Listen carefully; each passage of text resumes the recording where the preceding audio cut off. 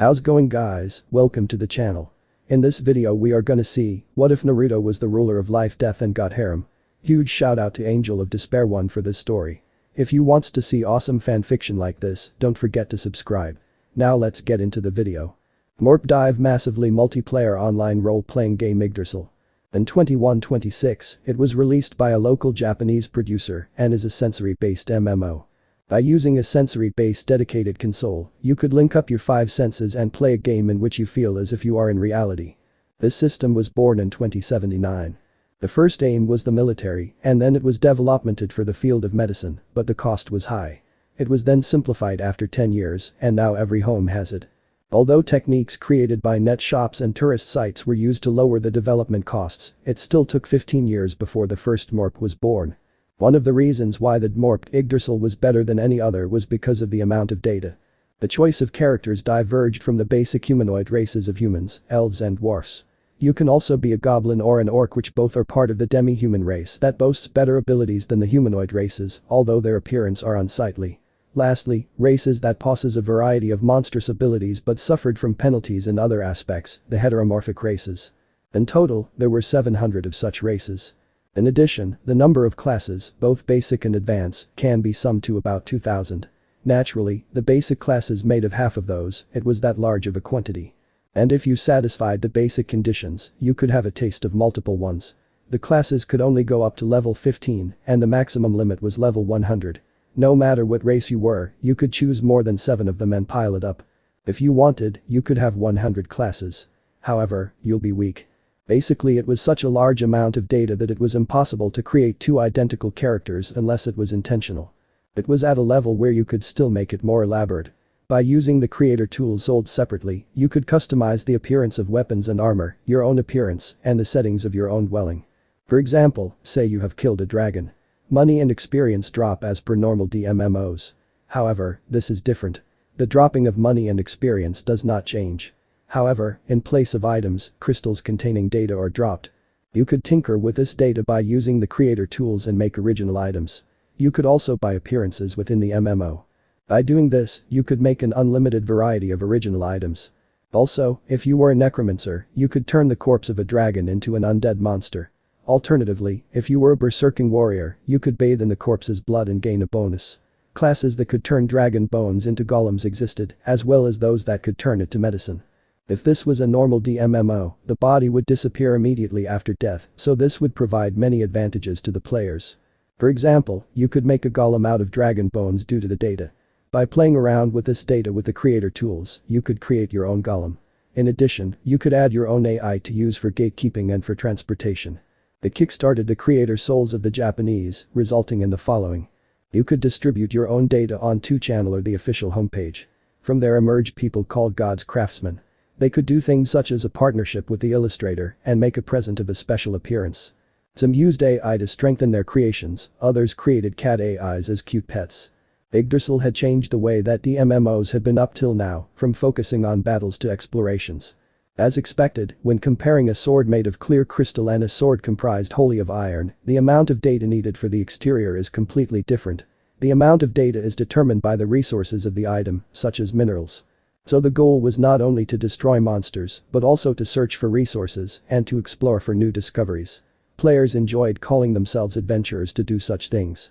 Those players seeking unknown knowledge and unseen lands had a large map waiting for them. Asgard, Alfheim, Vanaheim, Nidavellir, Midgard, Jotunheim, Niflheim, Helheim, Muspelheim. There were 9 worlds, each with their own particular traits, each were 2 to 3 times the size of Tokyo. It was common not to meet other players at the frontier for a week. A DMMO that promised unlimited enjoyment.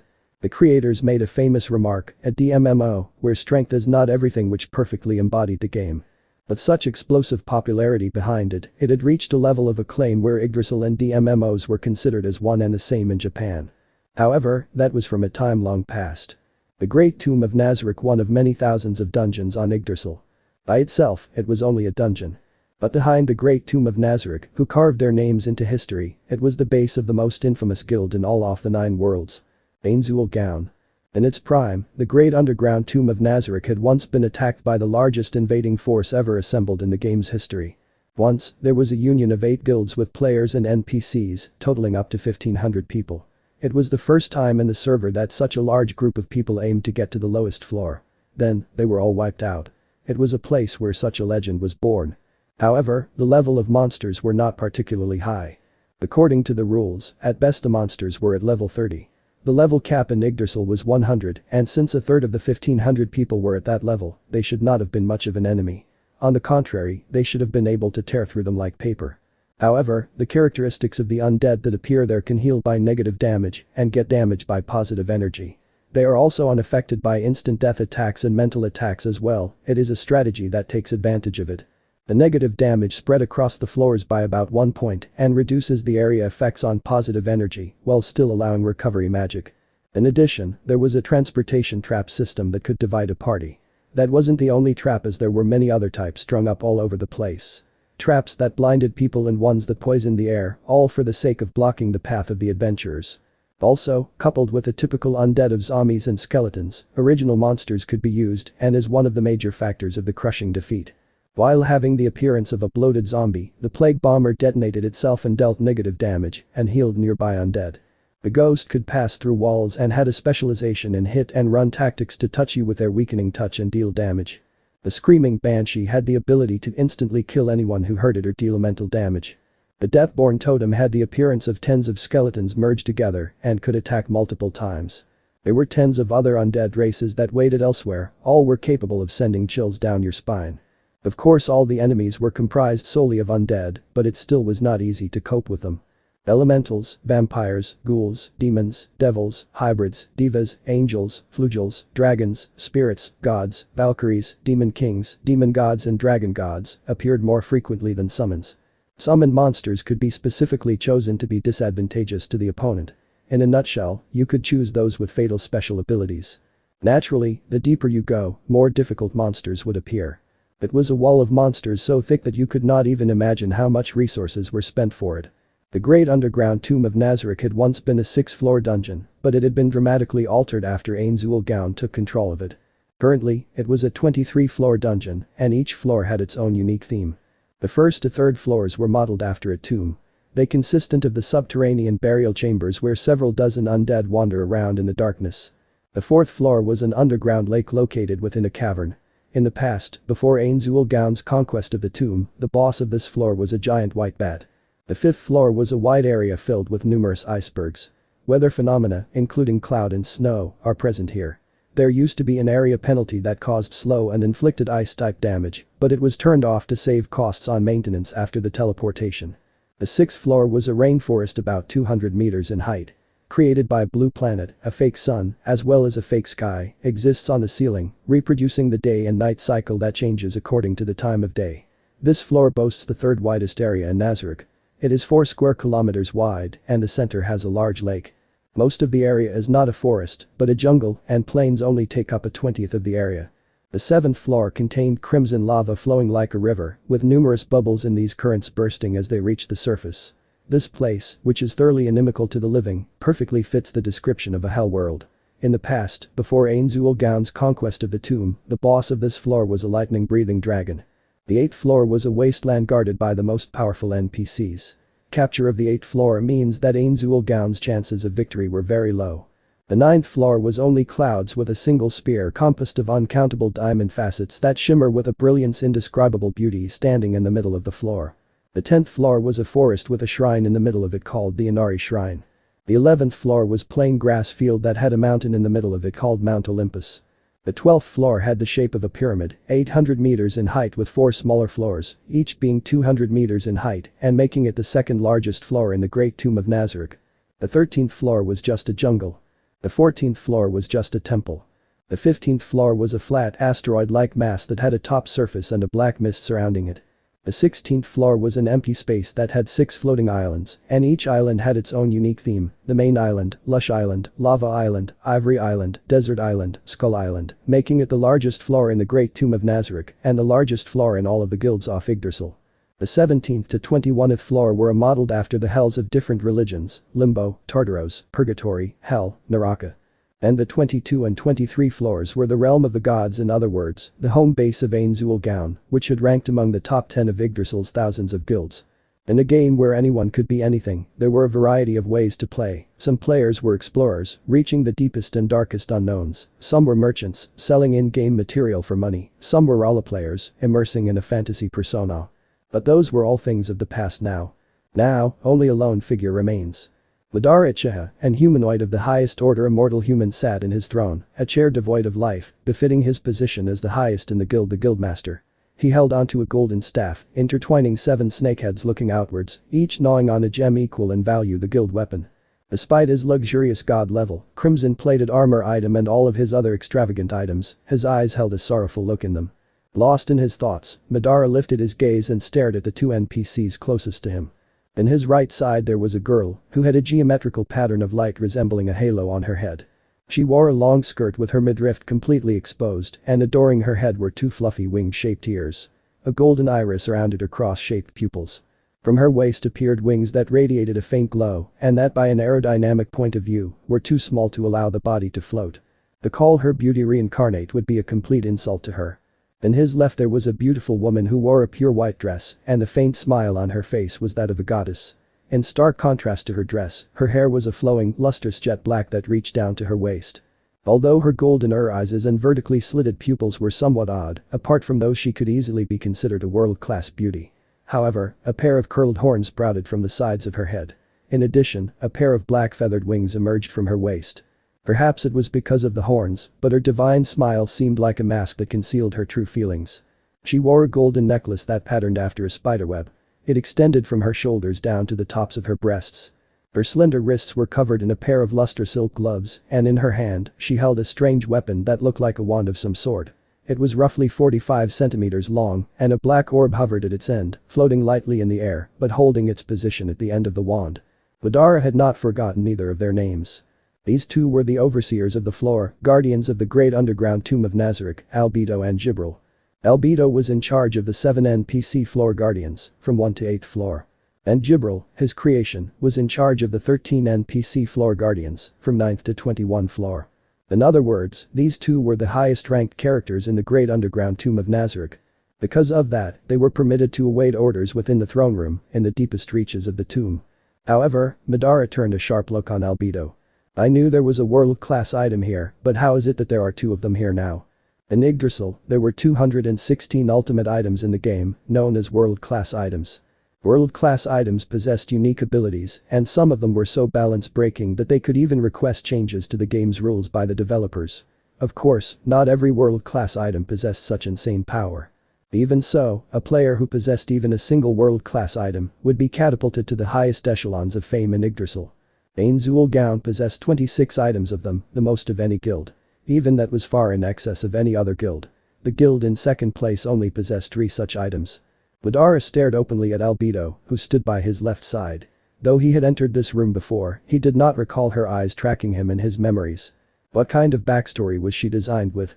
All Madara knew about her character was that she was one of the 2 overseers of the Guardians, as well as one of the 2 highest ranked NPC in Nazarick. Driven by curiosity, Madara opened up a console and began scrolling through the details of Albedo's flavor text.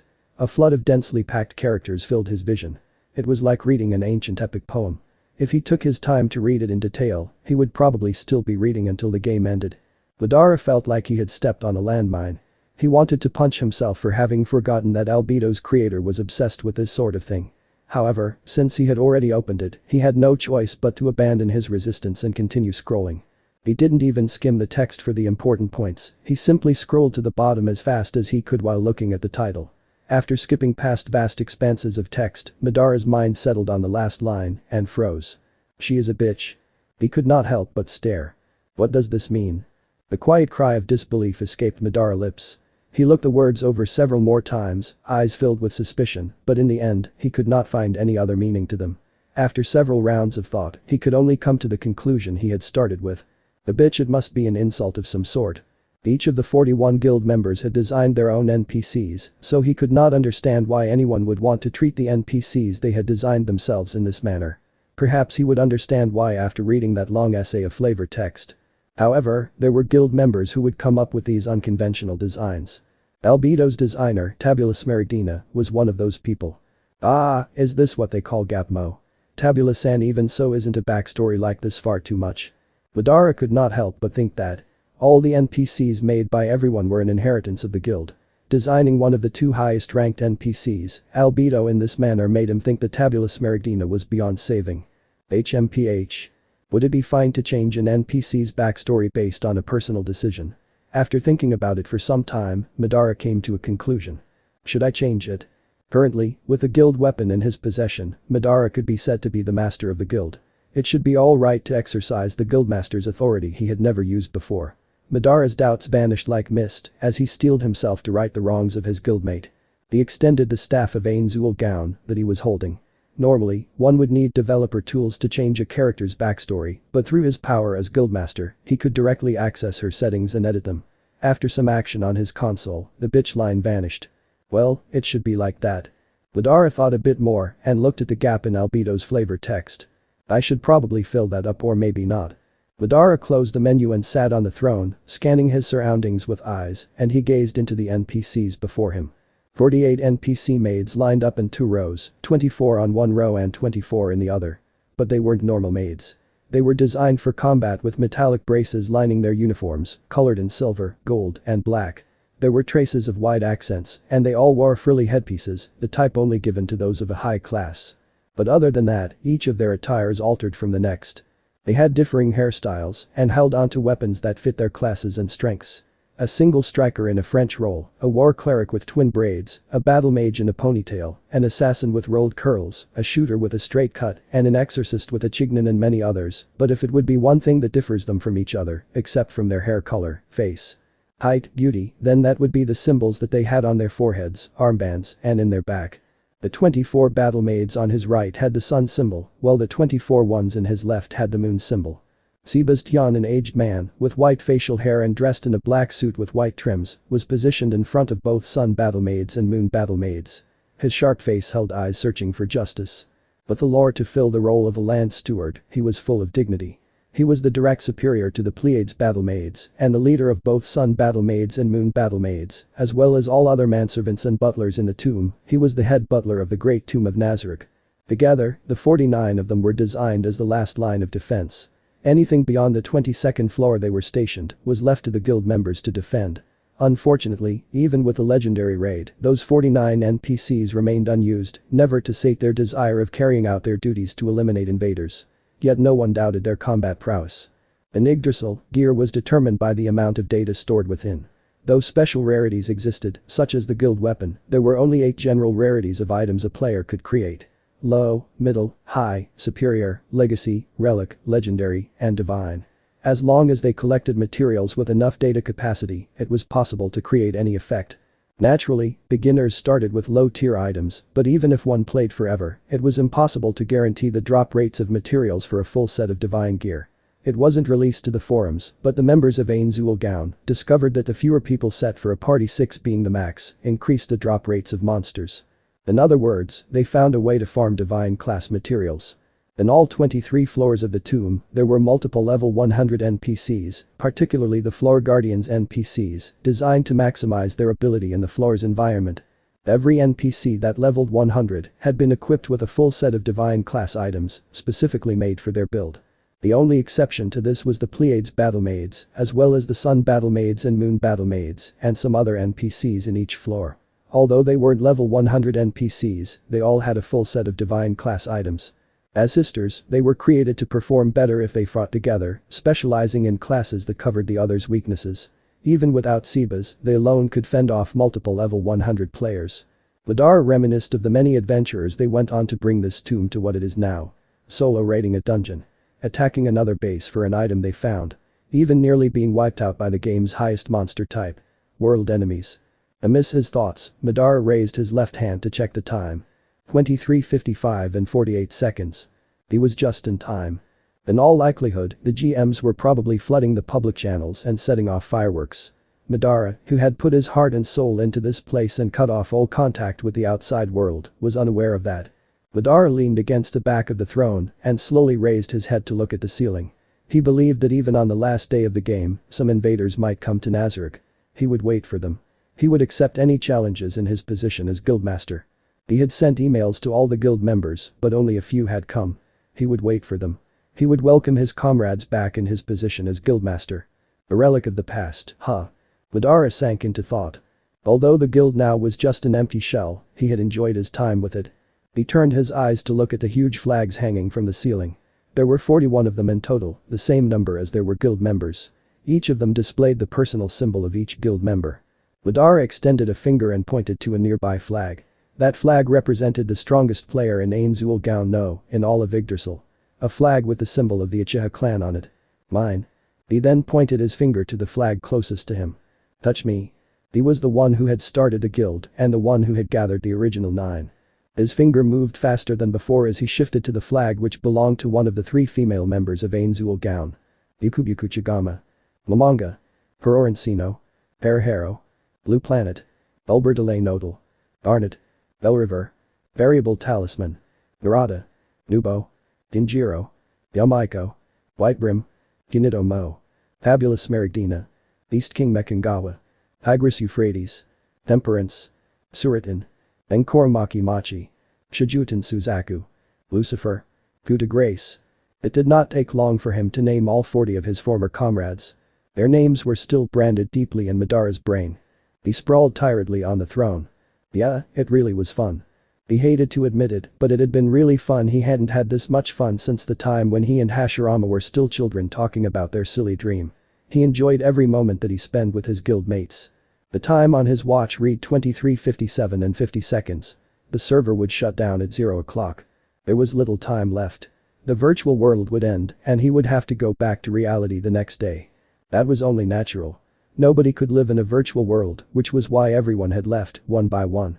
He finally understood why people didn't want the infinite Tsukiyomi to be activated and went on a war against him. Madara sighed. When the time hits 0 o'clock I will die and be reincarnated again into another world. What time does this make? 108 times if I remember correctly. I wonder what kind of parents I will have this time. Will I have siblings this time around?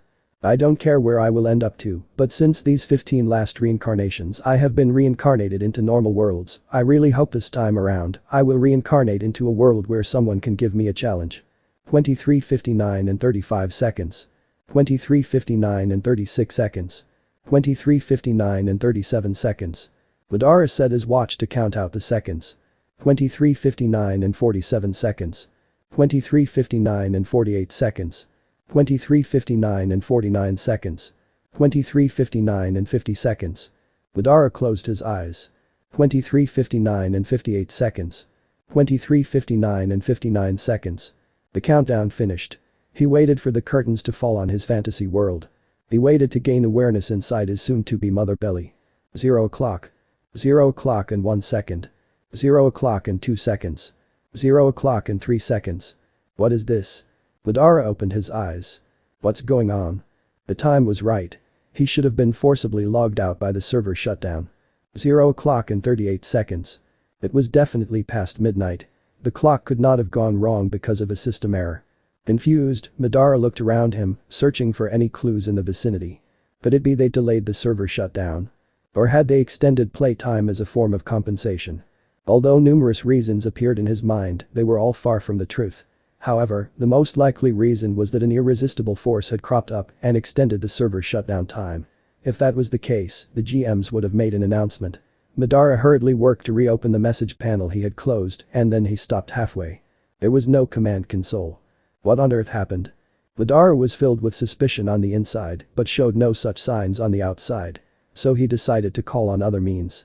Forced connections that did not require a console, the chat function, a GM call, a forced logout. None of them responded. It was as though they had been deleted from the system. What is going on? Today was the last day of Yggdrasil, yet all these things were happening on a day that should have marked an end to the game. Was this some kind of prank they were pulling on the players? Madara was quite unhappy that he could not meet the end of the game in style, and the words he muttered clearly illustrated the anger inside him. There should not have been any reply to his hostile suspicion. If this was some kind of prank on the players by the game developers, he will make them pay with their lives. However. What's wrong, Madara-sama? It was the first time he had heard that beautiful woman's voice. Madara was surprised, but he still kept searching for the source of the voice. When he found the one who had spoken the words just now, he was speechless. The person who had spoken to him was the NPC raising her head. Albedo. Is something wrong, Madara-sama? The person who spoke now was the NPC on his right, Jibril. He really thought that he was going crazy. However, that wasn't the case. This was very much real. Madara could understand that much. He could feel his chakra flowing through his body, along with other kind of familiar powers, pushing their way back into his current body. Is something the matter? Albedo was so close he could feel her gentle breaths. Her lovely face dimpled in an adorable way as she asked her question. Although he knew that she was just an NPC, he could not help but be moved by her realistic expressions and movements. The GM call function does not seem to be working. Please forgive my inability to answer the Supreme One's questions about this GM call. I apologize for not meeting your expectations. Nothing would please me more than a chance to make up for my prior mistake. Please, command me as you see fit. The two of them were conversing. There was no doubt about that. Learning this fact shocked Madara Uchiha so greatly that he could not speak. Impossible. This should have been impossible. The closest thing NPCs could come to conversations was with macro-ed responses to being addressed in a certain way. There was audio data for roars and cheering for players to download, but actually allowing an NPC to engage in conversation was an impossible task. Even Sebas from just now could only accept simple orders. Why had such an impossible event occurred? Was this phenomenon limited to Jibril and Albedo? Madara dismissed Albedo with a wave of his hand, and disappointment flashed across her face as she retreated. Madara turned his eyes from her body to the butler and the 48 maids, whose heads were still lowered. Sebas? Maids? Yes. Their voices chorused out as one, and then the butler and maids raised their heads. Sebas, exit the two men, investigate the surrounding region. If you encounter intelligent creatures, interact peacefully with them and invite them to the tomb. Attempt to accommodate the other party as much as possible during negotiations.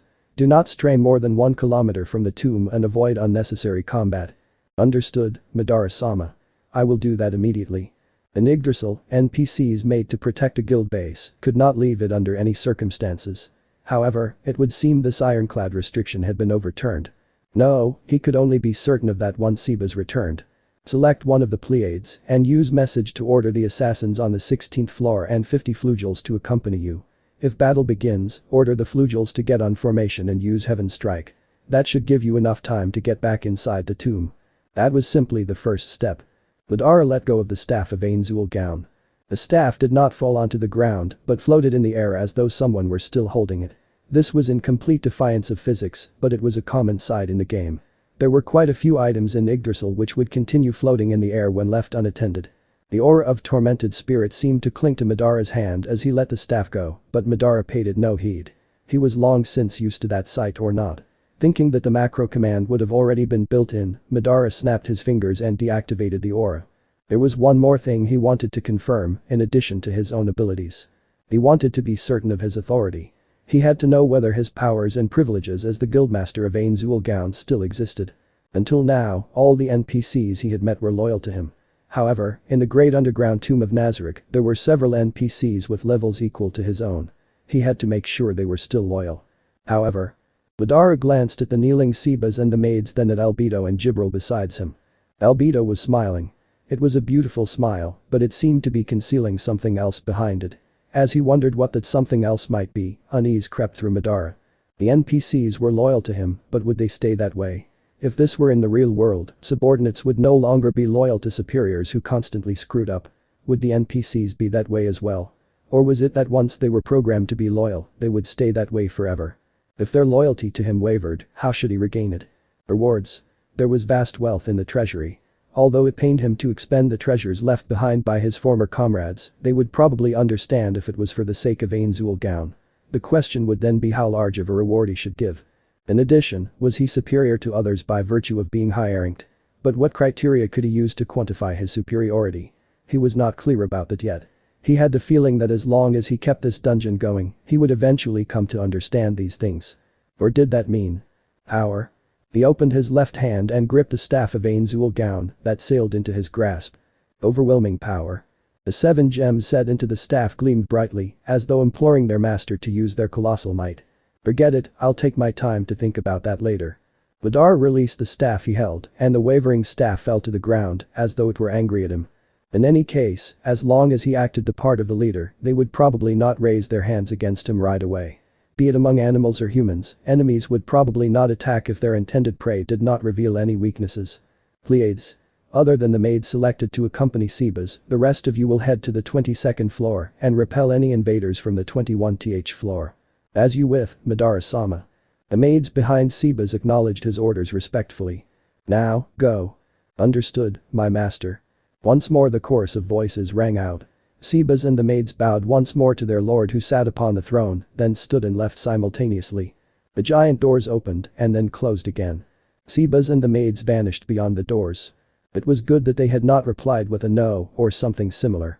The great weight seemed to lift off Madara's chest, and at the same time he looked at the two persons who had stayed by his side. Those persons were Albedo and Jibril, who had stood by, awaiting orders. They smiled, and at the same time they asked him, then, Madara-sama, what would you have us do next? Ah, yes. Albedo. Jibril. Tell the guardians of each floor you oversee, with the exception of the 4th and the 8th floors, to meet at the Colosseum on the 6th floor in an hour's time. I will contact Aura and Mare myself, so there is no need to inform them. Understood. Allow me to repeat the order, aside from Aura and Mare of the 6th floor, we are to inform all the floor guardians to meet 1 hour later at the Colosseum. Yes. Go. As you order, my master. As Jibril said that, she and Albedo slowly departed the throne room. As he watched the retreating Albedo, Madara let himself sigh in a way that suggested he was thoroughly exhausted. Once they left the throne room, Madara sighed once again. Why did this happen? He should have been a fetus dwelling inside a woman's belly. Was this some kind of sick joke from the sage? Was this a completely different world? True, he wasn't bothered by it that much. Was he going to be here forever? No, that was the case either. On why he was worried. It's not like he wanted to go back to his boring old world. If this is a different world, then that means there are going to be opponents maybe stronger than him. Well, that intrigued him to no end. I will finally savor the pain and excitement of a real fight once again. A smirk so evil that would give even the devil a run for his money appeared on his face as he eventually rose from the throne. Did I make the right decision so far?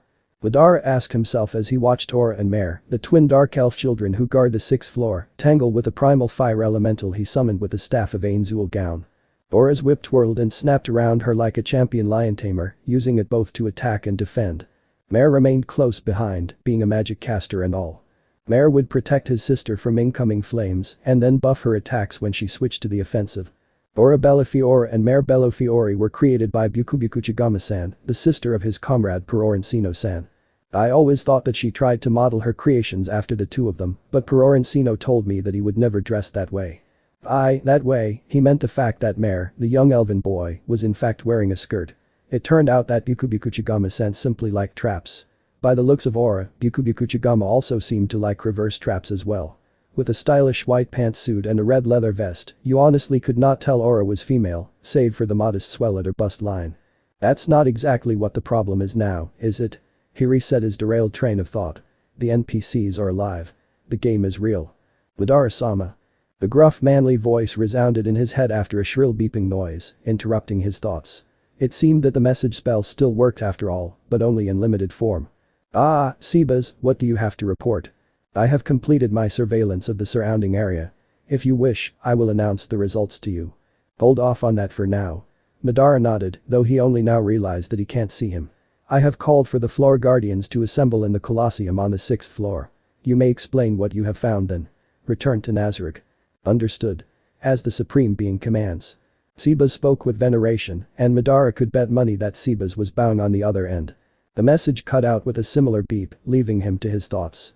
So much is happening, it's difficult to keep track. The servers of Yggdrasil did not shut down at midnight. The NPCs, who were originally mute, had gained the ability to speak and move without prompting. They could also perceive and follow orders that were not previously programmed into their code. The NPCs are presenting the personalities that have been explained in their character bios. The NPCs have become real people who saw me as one of their creators, a supreme being, and the leader of the Great Tomb of Nazarick. There was no menu. There was no GM call. His HUD was gone. Just about everything that made Yggdrasil a game was gone. As far as he is concerned, the Great Tomb of Nazarick is no longer in Yggdrasil. The spells from Yggdrasil exist and operate normally, but I can't tell how much HP and MP I have. I can feel it, though even my chakra and my power from all of the other worlds I have been are slowly returning to me. Am I missing something? He thought. Oh yes. I'm not a fucking baby dwelling inside my soon-to-be mother Bell. Madara-sama. He was snapped out of his thoughts by the short elven twin standing before me. Aura's head was tilted cutely to the side and Mare was clutching his staff tightly to his chest, shrinking away from him. The boy shuddered when Madara's Rin Sharingan flared into life, aiming directly at Mare.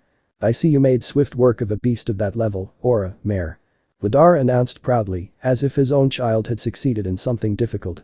"It was easy." Aura laughed while scratching the back of her head shyly. "Ni-chan." Mare attempted to rebuke his sister, but trailed off at the end while glancing up at Madara for any sign of annoyance. "I see." Madara nodded gladly. Something else occurs to him that still needed testing. He peered down at the Dark Elves. "You two must be thirsty. Would you care for a drink?" Both Dark Elves' eyes widened at the question before they glanced at each other in shock. Madara didn't bother giving them a chance to answer as he reached forward. He watched as his hand disappeared into an empty space, as if a tear in space-time opened up. He then grasped the items within and pulled them out. 2 glasses came free from the space. He handed them each a glass and reached into the space again, this time pulling out a pitcher filled to the brim with cold water. He then poured them each a glass. They both shared another glance before chugging down the proffered drink from their supreme being. "So my inventory still works too. I should see what else I can get out of there. Hopefully my rare items still work." He ruminated on the new information while storing away the pitcher. When they finished, Madara grabbed the glasses and placed them away. Then, they both bowed. "Thank you very much for the drink, Madara-sama. We are unworthy of your kindness." Aura announced dutifully. Despite already bowing, Mare nodded, nearly throwing himself off balance. "Of course you are unworthy." The disembodied voice echoed over the open space of the Colosseum. They all turned to face the direction of the voice and were met by a flash of light radiating from a magic circle. Out of the circle, a young girl in a mauve Victorian-style dress carrying a parasol strolled into our midst with an air of importance. Well, calling her a young girl would be inaccurate. She was Shaltier Bloodfallen, the floor guardian for the 1st, 2nd, and 3rd floors. She was a true vampire created by Purorin Sino-san, and her backstory included that she is at least 1,000 years old. Purorin Sino had making Shaltier the strongest of the floor guardians in mind when he created her. Madara and Momonga were present for many steps in the process, but was her chest always that big? Madara questioned himself.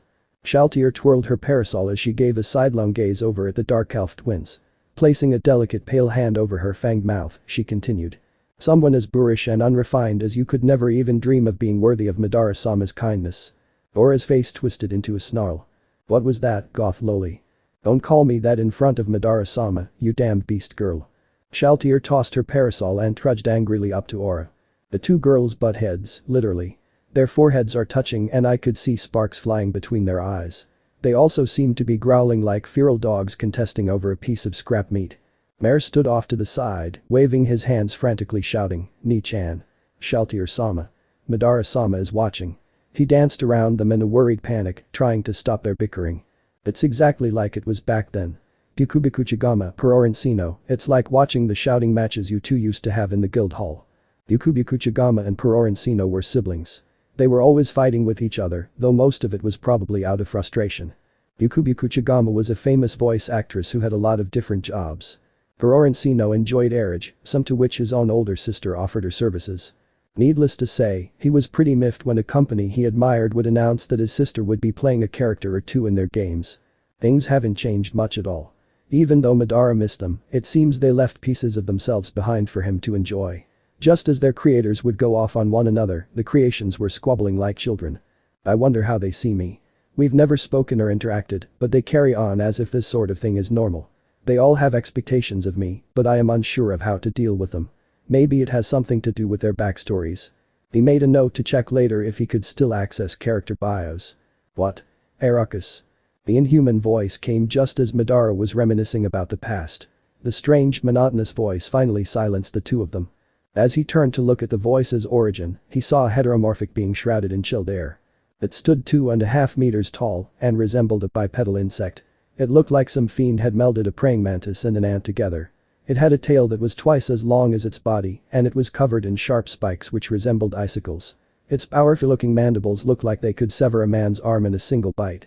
It grasped a platinum halberd in 2 of its hands, and in its other 2 hands were a masterfully made mace wreathed in a black aura and a gnarled-looking broadsword which did not look like it could be sheathed. It was surrounded by a frightening aura of cold. Its exoskeleton was a dull blue color and sparkled like diamond dust. Protrusions which looked like icebergs bulged up from its back and shoulders. He was the guardian of the 5th floor, the ruler of glaciers, Cocytus. The hilt of his halberd slammed into the arena floor and the ground around it began to freeze. "You stand before a supreme being. Contain yourself. This brat started it. Actually. Awawawa.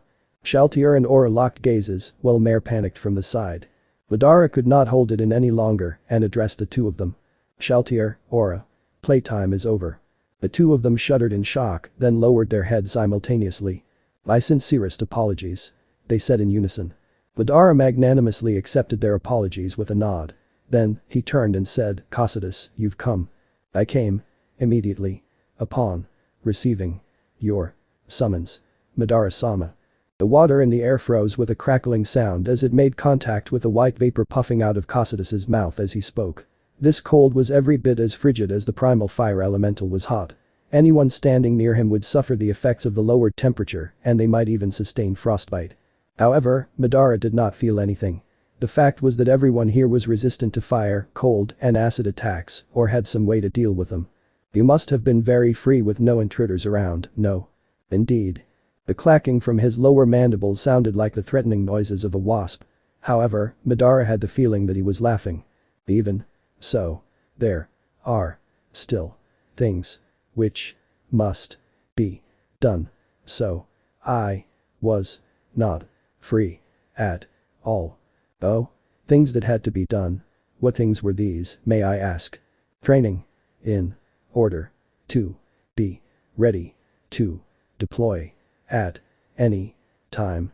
Although it was not too obvious from his appearance, Cocytus was designed to be the quintessential warrior, be it in personality or body. Therefore, from the perspective of a weapon user, his attacks were the strongest in the great underground tomb of Nazarick. You've done all this for me. You've worked hard. My thanks. After hearing your praise, the task is not as tiring. I see. Demiurge and Albedo have arrived. Madara turned in the direction Cocytus was looking, at the entrance of the Colosseum, where he saw 16 figures enter. The one in front was Jibril and Albedo, while the others followed behind them like lackeys. The first on the line was a man about 180 centimeters tall, and his skin was darkened from the sun. His facial features looked to be oriental, while his jet black hair was neatly combed back. The eyes under his pince-nez glasses could not even be said to be narrowed. It was doubtful whether they were actually open at all. He was dressed in a western suit with a matching tie. He gave the impression of being a professional businessman or a skilled lawyer. However, his gentlemanly appearance was hard-pressed to hide the evil air about him. A tail sheathed in silvery metal extended behind him, tipped by 6 sharp spikes. He was limbed by flickering black flames. This man was the creator of Blazing Inferno Demiurge. He was the guardian of the 7th floor of the great underground tomb of Nazarick. This demon was designed to be the defense commander of the NPCs. The second on the line was a young male with white hair and icy blue eyes, wearing clothes made purely of white, which encompassed his entire being, sans his head. A silver mask was also present in his attire. This man was the creator of Heaven Alzadar. He was the guardian of 9th floor of the great underground tomb of Nazarick. The third on the line was a female clad in light clothes in a shade of pale violet, the exact same color as his Rinnegan, and hemmed with silver threads. She had her pale, slender hands crossed. Her arms and fingers were slim like a doll, but the 2 mounds propping up the flimsy fabric immediately above them were beautiful. Her breasts, peeking out from her unreservedly open neckline, too, shone white. Did the greatest carver in the world even bring forth such artistry after an entire lifetime of effort? No one could ever find the words to describe even a sheer fraction of her beauty. Even if he tried to liken her lips to flowers, a flower with curves so lovely couldn't be found anywhere in the world. Both those eyebrows framing her shut eyelids and her long hair flowing onto the ground beneath her feet looked as though they had been dyed in 24-karat pure gold. They gave off a cold gleam, reflecting gold from the dimness and yellow from the artificial moonlight of the 6th floor. This woman was the sun goddess Amaterasu. She was the guardian of the 10th floor of the great underground tomb of Nazarick. The fourth on the line was an extremely tall and muscular man, with blood-red skin, black scales starting at the elbows of his arms and reaching all the way to the tips of his fingers, long, jagged, curved black horns, a patch of white hair on the top of his head sticking upward, 2 blue stripes on his face, a gigantic thick gray scale around his waist, and he always carries a long, thin, black staff with a wide, thick, long, blue tip on the top of it. This man was the god of lightning Zeus. He was the guardian of the 11th floor of the great underground tomb of Nazarick. The fifth on the line was woman that wore a set of full-body, purple light armor completely tinged with a refined orchid radiance with a helmet modeled after the wings of birds of prey. She had flowing, silky, wavy, long deep black hair, with the color being much like him groomed with tender care. Her stature was the same as him or taller, though the line tracing from her back to her waist is more slender. She had a pure beautiful face which resembles that of a holy woman and also has a silky skin with a shade of black tea with plenty of milk added in. Her arc-shaped eyebrows and long eyelashes are black, while her eyes are dark reddish-brown, close to gold. The tinge of roundness of her jawline bring forth a remarkably gentle elegance, which is matched by her very mildly red petite lips. Her appearance suggested that she was born in the eastern regions. This woman was the mother of Light Ra. She was the guardian of the 12th floor of the great underground tomb of Nazarick. The 6th on the line was tall young woman with pale skin, long, flowing, pink hair tied in 2 ponytails in the back. She wore a long tan shirt with a maroon and red capelet covering it, with a white shirt beneath both of them and a black vest above it. She wore white and beige shorts, held up with a black belt, and 2 long thick brown boots on her feet, both that have 1 black patch running across the top edge. This woman was the goddess of hybrids Amira. She was the guardian of the 13th floor of the great underground tomb of Nazarick. The 7th on the line was a fairly tall, blonde woman with magenta eyes and fair skin. Most of her long hair was pulled back into a tail, leaving locks of hair on either side of her face, and straight cut bangs free. She wore a white armor with red accents that consists of an asymmetrical breastplate, pauldrons, gauntlets, a skirt, and boots. The breastplate appears to belted into place over dark teal and brown cloth. Underneath the plating, she wore a long-sleeved top and gloves in dark red and striped maroon leggings, and she carried a spear called malted, a god-level item, and a sword hang from a sword belt on her waist. This woman was the creator of Divas Brahma. She was the guardian of the 14th floor of the great underground tomb of Nazarick.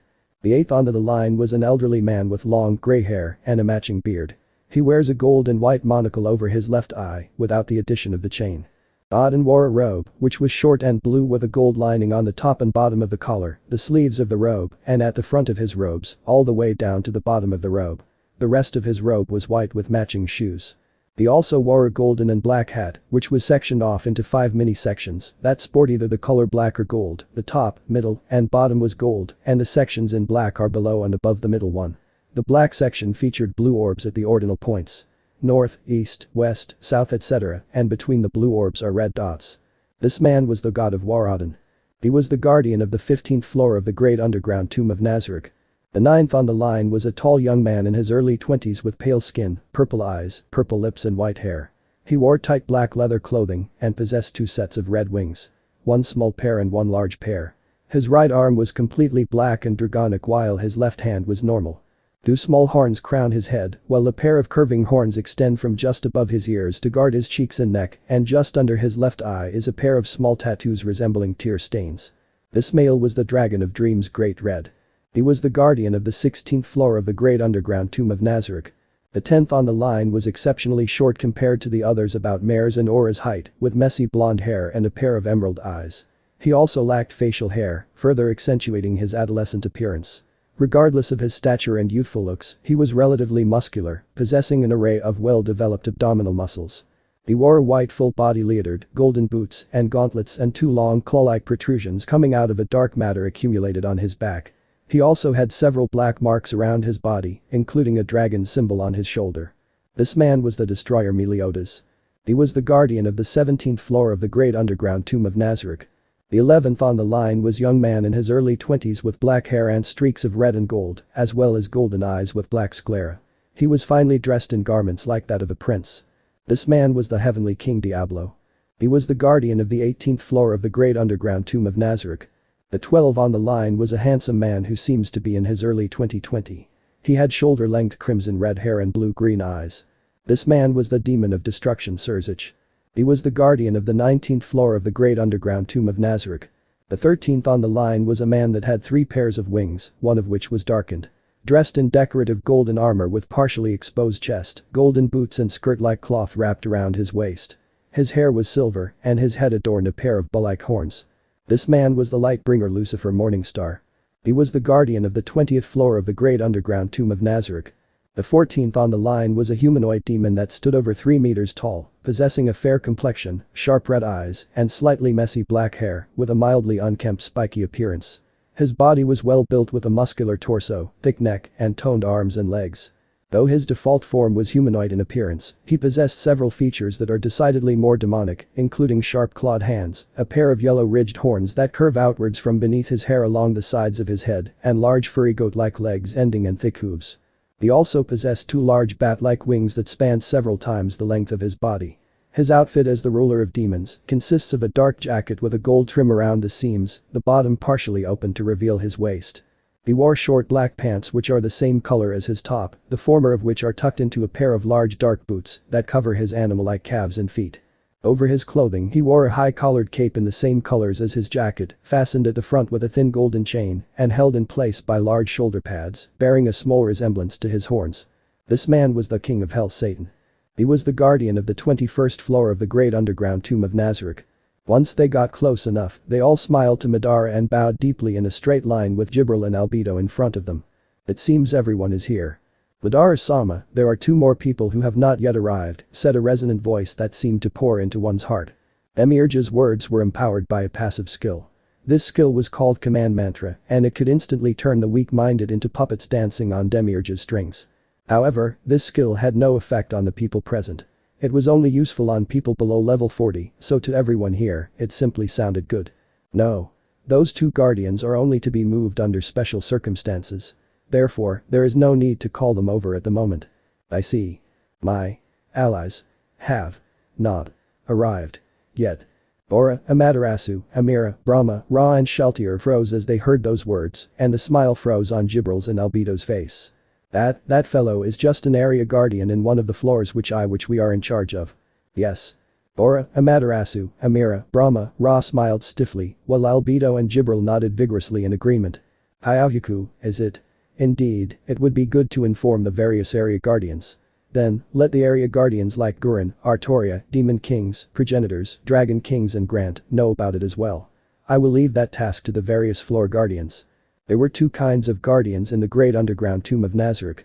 Floor guardians, like the ones before Madara at the moment, were responsible for one or more floors. Area guardians were responsible for an individual area within a floor. Simply put, the floor guardians were in charge of the area guardians, who were in turn in charge of a specific domain. Since there were many of them, they were individually not very important. In Nazareth, the term guardian usually referred to a floor guardian. After the various floor guardians showed that they understood Madara's orders, Albedo commanded. Then, everyone, let us pledge our loyalty to the Supreme One. All the guardians nodded as one, and before Madara could interrupt, they had lined up before him. Albedo stood at their head, while the other guardians formed a line behind her. All the guardians had solemn, respectful expressions. They showed no sign of playing around. Shaltier, who stood on one end of the line, stepped forward. Shaltier, Bloodfrolen guardian of the first, second and third floors, kneeled before the Supreme One. She went to one knee, one hand pressed against her chest, and bowed deeply. After that, Kasada stepped forward and said, Kasada's guardian of the 5th floor, kneel before the Supreme One. Much like Shaltier had, he knelt before Madara like a vassal before a lord. Then, it was the twin Dark Elves' turn. The guardian of the 6th floor Ora Bellafiora kneeled before the Supreme One. Al, also a guardian of the 6th floor Mare Bellafiori, kneeled before the Supreme One. They knelt respectfully and lowered their heads to Madara. Shaltier, Cosidus, Ora and Mare all had different bodies, and thus they should have each taken their steps forward differently. Yet, the way with which they knelt was identical, and they lined up neatly. After that, Demiurge advanced in a dignified manner. The guardian of the 7th floor Demiurge kneeled before the Supreme One. Following his crisp words, Demiurge went to one knee in a graceful descent, as though expressing his heart through his actions. The guardian of the 9th floor Alzadar kneeled before the Supreme One and my creator. Following his statement, Alzadar knelt in one knee and faced the ground. The guardian of the 10th floor Amaterasu kneeled before the Supreme One and my creator. She kneeled gracefully with a beautiful smile and without giving care in the world that her beautiful violet dress would get dirty. The guardian of the 11th floor Zeus kneeled before the Supreme One and my creator. The red-skinned man let go of the weapon in his left hand and placed his right hand on his heart as he knelt in front of his creator. The guardian of the 12th floor Ra kneeled before the Supreme One and my creator. The otherworldly beauty placed her hand on her heart and bowed gracefully. The guardian of the 13th floor Amira kneeled before the Supreme One and my creator. The half-demon, half-angel, bowed in a dignified manner befitting some of her status. The guardian of the 14th floor Brahma kneeled before the Supreme One and my creator. The goddess bowed in a ladylike manner. The guardian of the 15th floor Odin kneeled before the Supreme One and my creator. The elderly god moved away his cape bowing as he lowered his head facing the ground. The guardian of the 16th floor Great Red kneeled before the Supreme One and my creator. The guardian of the 17th floor Meliodas kneeled before the Supreme One and my creator. The guardian of the 18th floor Diablo kneel before the Supreme One and my Creator. The guardian of the 19th floor Surzich kneel before the Supreme One and my Creator.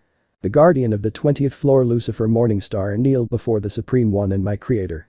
The guardian of the 21st floor Satan kneel before the Supreme One and my Creator. Finally, Jibril and Albedo stepped forward as well. One of the two guardian overseers Albedo kneel before the Supreme One. One of the two guardian overseers Jibril kneel before the Supreme One and my Creator.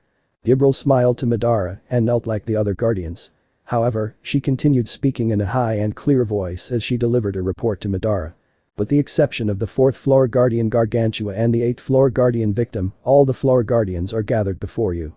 Thus do we offer up our utmost loyalty to the Supreme One and ruler of the great tomb of Nazareth. Madara could not speak as he looked at the 20 lowered heads before him. A strange pressure veiled the entire area and perhaps only he could bear the painful crushing air. "Raise your heads, my subjects," he ordered in a tone filled full of authority. "First, I thank all of you for coming here. There is no need for thanks. We are all Madara-sama's loyal subordinates and creations. To us, Madara-sama is our supreme overlord." Jibril spoke. None of the guardians opposed her statement. As expected of one of the two guardian overseers. Madara looked on the guardians with a stern face and nodded. In addition, any orders he gave now would affect his relationship with them in the future. He could not help but hesitate as he contemplated the possibilities. Would he lead the great tomb of Nazareth to destruction because of his decisions? The unease generated by that thought flooded his heart and mind. "Madara-sama, it is only natural that you should have doubts about us. After all, our abilities must be minuscule in your reckoning." Albedo removed the smile from her face and continued in a respectful tone that was laced with a stern strength. "However, if Madara-sama gives the order, we all the guardians will accomplish any task set to us, no matter how difficult or arduous, with every fiber of our beings. We hereby swear that we will never allow the 41 supreme beings of Angel Gaon, our creators, to be disgraced by our actions. This we vow." The floor guardians and Jibril chimed in right after Albedo. Their voices were filled with power, and that adamant loyalty and determination would not be diminished by any number of foes. It was as though they were mocking Madara's previous worries that the NPCs might betray him. If it was something that Madara hated with passion, was betrayal. He had been betrayed too many times during his 10,000-year-long life cycle, so he wanted to make sure at least about that. So in response, Madara released a dreadful aura that roiled out over the surroundings, and a halo of black radiance formed behind him as his Rin Sharingan flared into life, showing them that he fully accepted their vows of loyalty. There was a sloping area covered in green grass. The sun was still high in the sky, so it was still early afternoon. The wind blew through the grass, giving it the appearance of green water. A wave of grass flowed in Madara's direction as he sat atop a large rock on the edge of a gigantic mountain. The smell of moist soil and the grass mixed with the wind, and the fragrance drifted into his nostrils. The wind carried to the forest behind him, rustling the leaves on the trees. He stood up unintentionally from the rock which he had sat on and fixed his eyes on the overwhelming expanse of the horizon. He slowly moved the sword sheath to his waist and whipped out the blade. A thin blue double-edged blade surrounded by light was drawn. The beautiful blade shined beautifully like the sunlight. The length of the sword's blade exceeded well over a meter, giving the weapon a seemingly heavy look. He took a stance with the blade parallel to his eyes and he lightly swung the unrealistic sword to confirm the weight. Then he swung the sword with one hand. Gyuden. K's no Yaiba. Wind style. Wind blade. Maximize magic. Wind blade. While waving the sword around, he called out the name of the jutsu and spell. At the same time, two beams of light emitted from the sword and were sent flying into the mountain in front of him. Suddenly, the mountain that was in front of him was split in half horizontally, and a handful of trees slowly fell within the forest of the mountain. The leaves of other trees rustled, and the birds of neighboring trees all flew into the sky. A slightly dull sound echoed throughout the area as the trees hit the ground. "Even though it has been some time since I have gone all out, I'm glad I haven't lost my edge yet." He spoke in a bored tone as if he didn't care about what had happened while he looked at the sword on his hand, the Excalibur, one of the 26 world items that the Guild of Angel Gaon was in possession of. 3 years after the beginning of Yggdrasil, there was once a world champion of Muspelheim who managed to turn himself into one of the lords of the 7 deadly sins, a world enemy by using a world item, the Excalibur. The lords of the 7 deadly sins were one of the groups of world enemies in the game. Even if 30 level 100 players were fully prepared and forewarned of the battle ahead, did battle with one of these world enemies, the outcome of the battle would still be in doubt. As world enemies they boasted level-breaking stats and immunity to world items. It was at the peak of their fame that all 7 of them were defeated when they were challenged by the world champion of Asgard, the leader of the guild of Angel Gaun, and the player who stood atop of Yggdrasil, Madara Uchiha. It was said that if someone defeated the lords of the 7 deadly sins, a world item drop will appear, and that world item was the sword on his hand.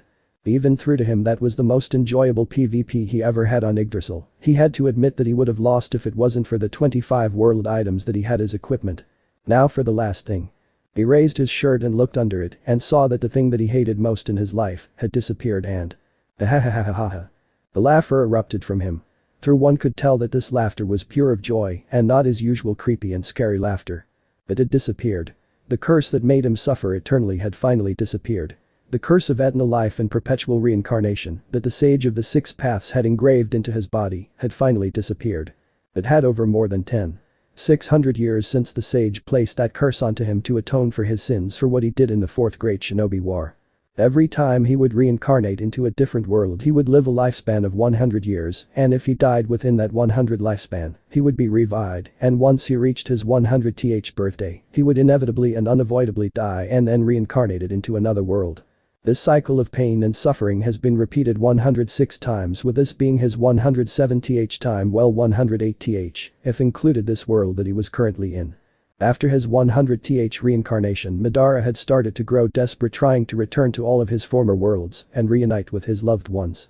Stripped off his power to travel dimensions, he conducted all kind of different experiments to open a hole in time and space to return to his former worlds, but he had failed every time he tried. Every time he reincarnated he would always promise that he wouldn't ever again get attached to people, but somehow he always broke that promise that he made to himself. In his 107th reincarnation, Madara had finally and ultimately given up hope of ever seeing them again. It was only when he had learned of Yggdrasil and its player freedom that allowed you to customize your own NPCs that a spark had reawakened in his eyes. Yes, the NPCs that he had created weren't just for the sake of being there, their looks, their design, their personality, their backstory were all based on the persons that he loved deeply, his past lives. When he looked at them, even though they were just NPCs, they would always remind him of his loved ones. The fact that he could see them every day was enough for Madara's heart to flatter. Grabbing his head, Madara shrieks in rejection of every audible sound. Before he knows it, he squatted to the ground. Forgetting the world around him completely as he retreats into his shell, Madara curls up as he cries tears off joy. Poison. This fucking curse had been poison for his feelings and his heart. Madara's cold heart, supposedly having pledged to stay strong and cold forever and ever, fractures in that moment of weakness. Inside the cracks there slips a reliving feeling that poison had finally found an antidote and had been cured. With his tears finally coming to end, Madara slowly got up from the ground and whipped his tears away. I wonder what Hashirama and Touch Me would say if they saw me in this moment. I bet they would be laughing their ass off with this scene. No, I don't care, I wish they were here with me. With a smile on his face, Madara looked towards the beautiful blue sky. Whoever you are that brought me here and got rid of my curse, I'm eternally grateful to you. Through all of that said and done, Madara had more jutsus that he wanted to try and see if all of his former powers had returned to him. When suddenly he remembered something. TCH, I should have cleaned my browser history last night. After saying that, Madara set his eyes on an intended location and activated one of the powers of left eye that he had absorbed from that brat, Sasuke Uchiha 600 years ago. The scenery changed in an instant. When he looked back, he observed that the place he had just been was a great distance away. It seems I have all of my powers that I had in my previous worlds back. But that said, he continually used his left eye ability to navigate the landscape. As the day faded away, it seemed that he moved in the southwest direction. After leaving the sloping area a little while ago, he saw a large river ahead. He appeared at the riverbank and looked around. The river was about 200 meters across. It seemed to hold quite a lot of water. When he looked at the river, the water seems to be transparent and he could see many fish swimming along with the current. First, let me reconsider the idea of looking for a city. Perhaps I will find some people living at the end of the river. With such thoughts, he putted his sword away in his gap, which was a dimensional pocket where he could store his weapons, and resumed using his left eye ability. The density of the surrounding trees grows to the point where sunlight was blocked out, making it difficult to see. Unlike the forests in the Land of Fire, the thickness of each tree wasn't much, but there was only a narrow amount of space between them. He has been seeing small animals minding their own business for a while now, but they would always disappear into the thicket. With the tree so tightly packed, it would be difficult to use his left eye ability here. He aimlessly wandered around the forest for an hour before he heard something. Please help me. The frail voice in need was calling out to him. He shook his head, not caring at all. Please. Yet again it was calling. No, this time it was pleading. He could hear and sense it all due to his sage mode. He could feel what was happening, but he had information to gather and find out where in the hell he was. Someone save my little sister. Saving someone who is in trouble is common sense. DCH, damn you touch me. The knight in full plate armor stood before a girl and her little sister, his sword raised high. His blade gleamed in the sun, and he poised himself, ready to end their lives in a single merciful stroke. The girl squeezed her eyes tightly shut and bit her lower lip. She had never asked for this. She had been forced into her present circumstances. If only she had some strength, she might have resisted the enemy in front of her and fled. However, the girl did not have that strength. Thus, there could only be one outcome to the situation. That would be the girl's death at this very place. The longsword fell. And yet there was no pain. The girl gingerly opened the eyes which had been squeezed shut. The first thing she saw was the suddenly motionless longsword. Then, she saw the sword's owner. The knight in front of her was frozen in place, his eyes looking somewhere off to the girl's side. His completely defenseless posture clearly displayed the fear that filled him. As though drawn by the knight's gaze, the girl could not help but turn and look in the same direction as him. And so the girl gazed upon despair. What she saw was darkness. It was an infinitesimally thin yet unfathomably deep blackness. It was a half-oval of obsidian that seemed to protrude from the earth. It was a mysterious sight that filled the ones watching it with a powerful sense of unease. Was it a door? The girl could not help but think so after she saw what lay before her. Todori Senbon. 1000 bird Senbon. The voice was heard coming from the door as hundreds of lightning needles came out of it and pierced through the knights, making them drop to the ground dead with soft grunts, just like puppets who had their stings cut.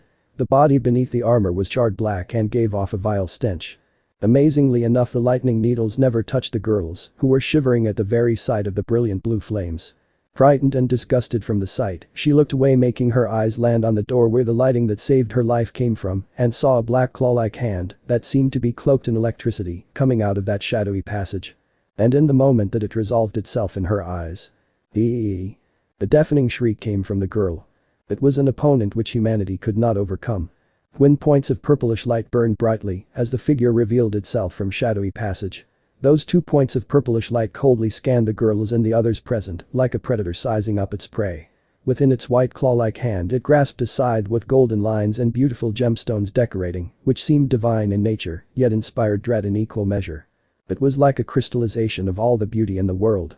The figure wore in crimson-plated armor with a smirk plastered on his face, and it resembled nothing so much as an incarnation of death, born from the darkness of another world. In an instant, the air seemed to freeze. It was as though time itself had stood still in the wake of the Supreme Being's advent. The girl forgot to breathe, as if the sight had stolen her soul away. Then, in this silent realm, the girl began choking and gasped for air. This grim reaper must have manifested itself in order to guide her to the land of the dead. It was only natural to think so. That death drew close to the girl, who watched it with terrified eyes. The darkness in her field of vision grew ever larger. It's going to swallow me up. As the girl thought this, she clutched her sister tightly to herself. The notion of escape no longer existed within the girl's head. If her opponent were human, she might be able to cling to some faint hope and struggle desperately for her life. But the being before her shattered that hope like spun glass. Please, at least let me die without pain. That was all the girl could hope for. Her shuddering sister hugged her tightly. All she could do was apologize for her weakness, for being unable to protect her sister's life. She prayed that her sister would not be lonely as they went on to the afterlife, because they would be traveling there together. Madara noticed the girl who flinched under his gaze. He relaxed his stance and softened his gaze, but it was not enough. The girls in front of him were still completely terrified of him. The one who looked like the elder sister had a braid of straw blonde hair that reached down to her breasts. Her skin, healthily tanned from working in the sun, was now deathly pale from fear, and her dark eyes were wet with tears. The little sister, the younger girl, buried her face in her sister's waist, trembling in fright. "Be at ease, young woman. I'm here to see what has been happening to you. I felt some life forces vanishing out of nowhere, so I came. Mind telling me what happened?" Henry's widened in shock. The man that she thought was the Grim Reaper itself just had used a voice so sweet that all of her worries and fear washed away instantaneously. Maybe, just maybe, this man could help her save her village if it was anything left to say. "Will you help us?" The girl's voice was shaking. "Yes. I already told you I would, but you will stay here." Henry widened her eyes and. "But why?" "I just wanted to help," she retorted, a bit angry. "Do I honestly have to tell you why?" Looking at Nemu that was still shaking in fear, Henry understood what he meant. She was weak. She was pathetic. She was just a useless little girl. Never has she cursed her own powerlessness as much as she was right now. I understand. Madara simply smiled. Ah, good for you. I like smart girls, and don't worry, I won't leave you in the middle of a forest defenseless, but first, I got to heal that nasty wound on your back before you lose more of your blood and die on me. He kneeled on one knee, and a green light engulfed his black claw-like hand. He touched the diagonal-shaped wound on her back, and the light that was on Madara's hand engulfed Enri's entire body like some sort of blanket. Enri was worried at first, but the touch of the green hand was not an unpleasant sensation, nor was it unfamiliar. It was akin to that of being lowered down by a mother's arms to be laid to rest for the evening. No way. She touched her back, then wiggled her body in disbelief and patted her back. The pain is gone. Yes, it is. The elder sister nodded stiffly to indicate that it did not hurt. Now that he had their trust, Madara continued by asking a question. There was no way around that question, and depending on the answer, it would affect his future movements. Do you know of magic? Yes, I do. The alchemist who comes by our village, my friend, knows how to use magic. Is that so? Well, that makes things easy to explain. I am a magic caster. Madara rised from his kneeling position and slowly implanted 4 black rods in a square formation, roughly 3 meters distance from one another, with the girls on the middle of it. Shisekimjin. Ninja art. 4 crimson ray formation. A dome of red light, roughly 3 meters in radius from each side forming a square, surrounded the sisters. He had originally planned to use magic spells as well, but he did not know what sort of magic existed in this world, so he did not do so for the time being. If the enemy had magic casters, then that was just their bad luck. I have cast a barrier that keeps living creatures, magic spells and any sort of projectile attacks from harming you. You can come out of it, but one can never come in. As long as you stay here, you will be safe. After calmly explaining the effects of the magic to the 2 dumbfounded sisters, Madara withdrew 3 looking horns, 2 white and 1 crimson, with 2 pairs of small wings attached to it, with one pair being red the other being gray. A small window opened in the red barrier, and he tossed them to the sisters' side. The 2 white ones are called the horns of the Goblin General, and crimson one is Cell-led the horn of the Demon General. If you blow them, goblins and demons, in other words, monsters, will appear. The horns of the Goblin General would summon 2 goblin archers, 1 goblin mage, a goblin cleric, 2 goblin riders and their wolf mounts, as well as 1 goblin leader. And the horn of the Demon General would summon 3 red demons, 1 gray demon, 4 silver demons, and 3 blue demons. The Yggdrasil, electronic data crystals dropped from monsters, could be slotted into almost any sort of item, well, apart from certain expendable items, in order to create just about any item a player could think of. In addition, there were certain artifacts which could not be created by players and had fixed stats. These horns were examples of them. Since Madara had a lot of influence on the real world, he had managed to interfere with the game system and create items that didn't exist in the game and were only used by him.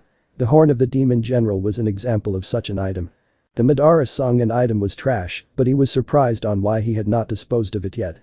Another good point about this item was that the summoned goblins and demons would linger until they were killed instead of vanishing after a while. That could at least buy the girl some time. As Madara finished, he turned to leave as he headed to the village. However, after a few steps, a couple of voices called out to him. Thank you for saving us. Thank you. Those words stopped Madara in his tracks, and when he turned around, he saw the 2 girls, their eyes brimming with tears as they thanked him. Don't think much of it. I only did it because a comrade of mine would be sad if I let you die. Even so, thank you. And this may be thick-skinned of us, but you are the only one we can count on. Please. I beg of you, please save our parents. That is what I had planned on doing it, even if you didn't ask me to do it. The sisters' eyes went wide as they heard Madara's words. Their faces reflected the disbelief in their hearts, but soon they came to their senses and lowered their heads in thanks. Thank you. Thank you very much. And, may we know? The girl's voice trailed off, and then she asked in a mumble. May we know your name? Madara almost responded by reflex, but in the end he did not state his name, instead turning his gaze to the horizon, where the infinite expanse of the earth and sky met. This is an unknown world. But am I the only one who made it here? Did the other members of the guild come here too? Although one could not play multiple characters in Yggdrasil, his comrades who left might have made new characters on the last day of the game. Also, given that he had been online so close to the forced log-off time, Haruhiro-san might have come here too. The fact was, Madara's presence here was an anomaly. The unknown circumstances that had brought him here might have brought his comrades who no longer played the game here with him. He could not contact them with a message, but there might be many reasons for that. They might be on a different continent or something had changed in the spell's effect and so on. I see then as long as the whole world knows the name of Madara. If his comrades were here, then his would reach their ears. Once they found out, they would come over. Madara was that confident in the strength of the time they had spent together this last 10 years. Ah, that's it. Remember my name well. I am Madara. Leaving them safely inside the 4 Crimson Ray formation, Madara walked away and after a while he arrived at the entrance of the village, spotting 4 knights wearing the same armor as the knights he had previously killed. All of them had a vulgar smile on their face. Their hair was unwashed, they had stubble on their faces and each carried a bow in hand. The knights approached Madara with eyes filled with greed and slowly appraised him head to toe. "Oh, where are you going? Haha. Tell you what, you can keep your life if you're willing to give up everything you have. A cheap price, isn't it? Hahaha. To spot a lone young man in the middle of a soon dead village with such fine gear, our luck must be really good. Hahaha." So they mocked. They seemed to have become careless due to their advantage of numbers. Even if you think you hold the number advantage, it is still too early to become careless. But, I guess humans never do change, their greed for seeking ever more money never subsidies. He used his left Rin Sharingan ability to instantly transport behind the closet knight switching place with a small pebble. Gathering chakra into his fist and in an instant his punch pulverized the head of the knight. Upon sound is heard as bits and pieces of the head flew everywhere and the knight's body collapsed. It seems I put too much power behind it. The faces of the knights twisted in astonishment. Madara took the opportunity to hammer his fist into the chins of the 2 closest by. The jaws of the 2 were sent flying. Blood spouted from the eyes, ears, and the remains of their mouths as they sunk onto the ground. Monster. That's not human. Oya, calling me a monster, are we? Why would you attack this monster then? To satisfy your worthless greed for money? The knight that was a little far away showed his back to Madara. From his position, he raised his hand and pointed towards the fleeing knight as a truth-seeking orb the size of a fist went straight through the fleeing thief's back. There was a large hole in the leather armor the thief was wearing. That was the 4th one. Saying that, the shackles of gravity no longer bounded Madara as he levitated and disappeared in a flash of yellow light, heading towards the center of the village, where he felt the largest concentration of life force. Captain Belius, the man who had been tasked by Captain Nigan to subjugate Karn village in order to draw out Gaz of Stronov, the warrior captain of Riesti's kingdom and the personal bodyguard of the king of the Riesti's kingdom, Ramposa LLL, was standing in the middle of a square with a frown plastered in his face. This square was at the center of the village, where Lons, his subordinate and his men had gathered the remaining 25 or so villagers. They looked fearfully at Belius and his men, while a group of children were hiding behind a wooden watchtower. Some of the children held sticks, but none of them was in a fighting stance. It was all they could do not to drop their sticks.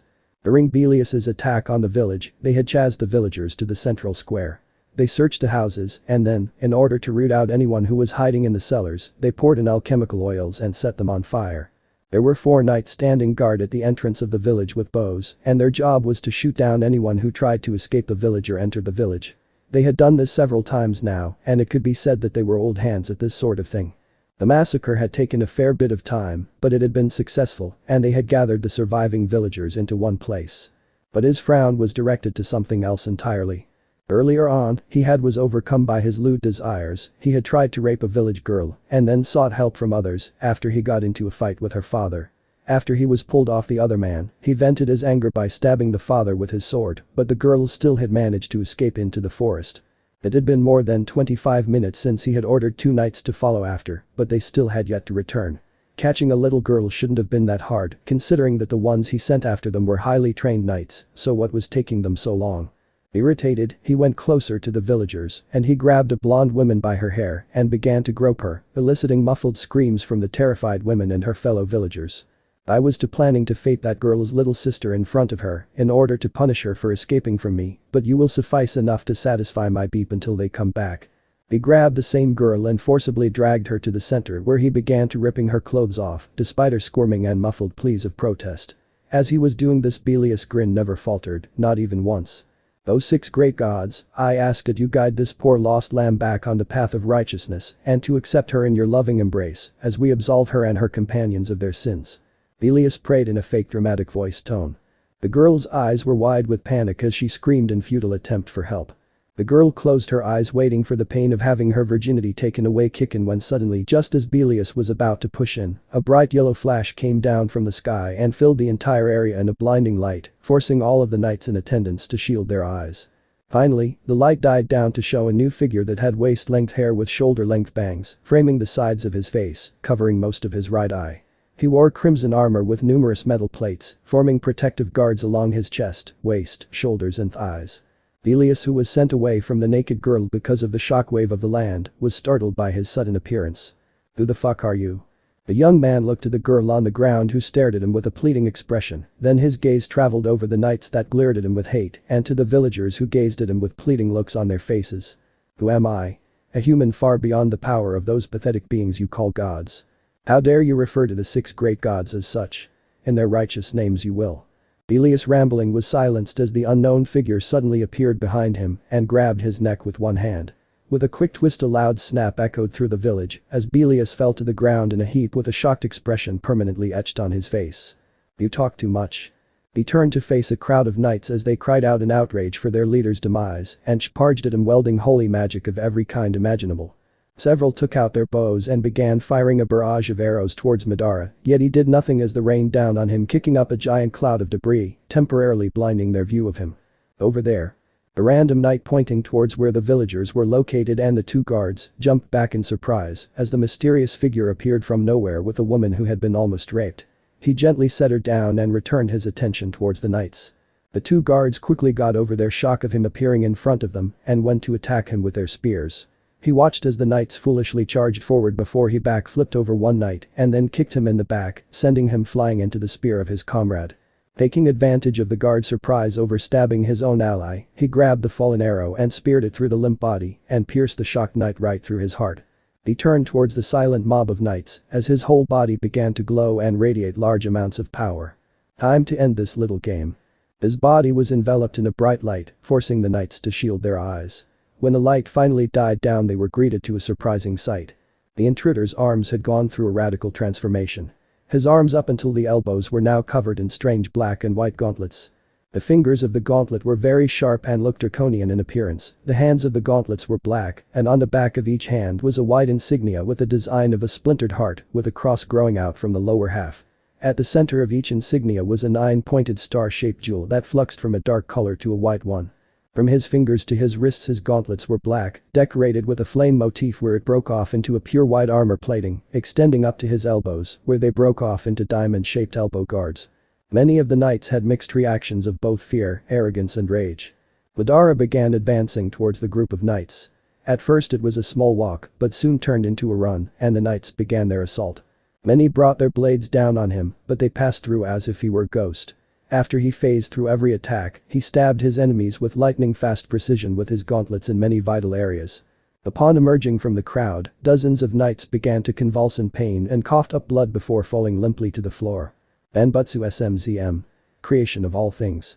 Madara jumped and landed in the center of the crowd and opened his hands, and 2 large black double-edged swords materialized from thin air. He gripped them tightly as he began to slash at the group of knights. They tried to counter with their own weapons, however their blades were no match for his as they cut through their swords and slowly reducing them along with their dead bodies to ashes. The knights' fear grew when they saw every member that was struck down froze in midair before turning gray and crumbled to ash.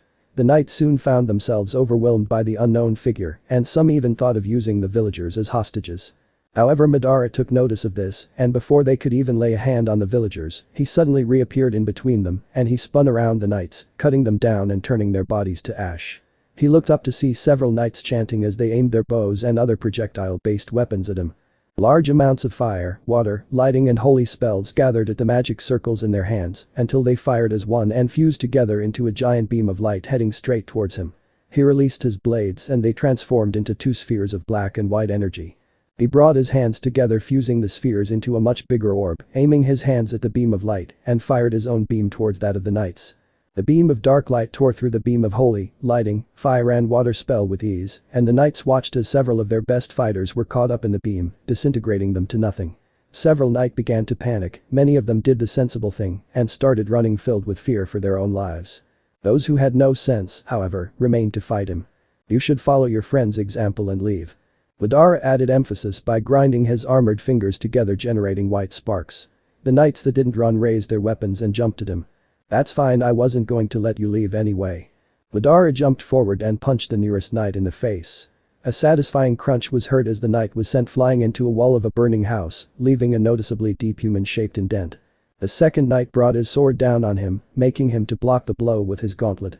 He pushed forward, sending his opponent tumbling backwards, and then delivered a devastating uppercut, sending his opponent into a wall, where he remained with his body hanging limply.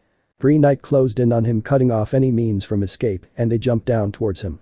Madara simply smirked, allowing them stab him with their weapons, only for them to go right through him. He then jumped, delivering a powerful spin kick with enough force to break all three of their necks. In the blink of an eye, the hunters had become the hunted. Blonde's Dai Jalanpo had probably cursed his gods more times in the past 10 seconds than he had in the rest of his life.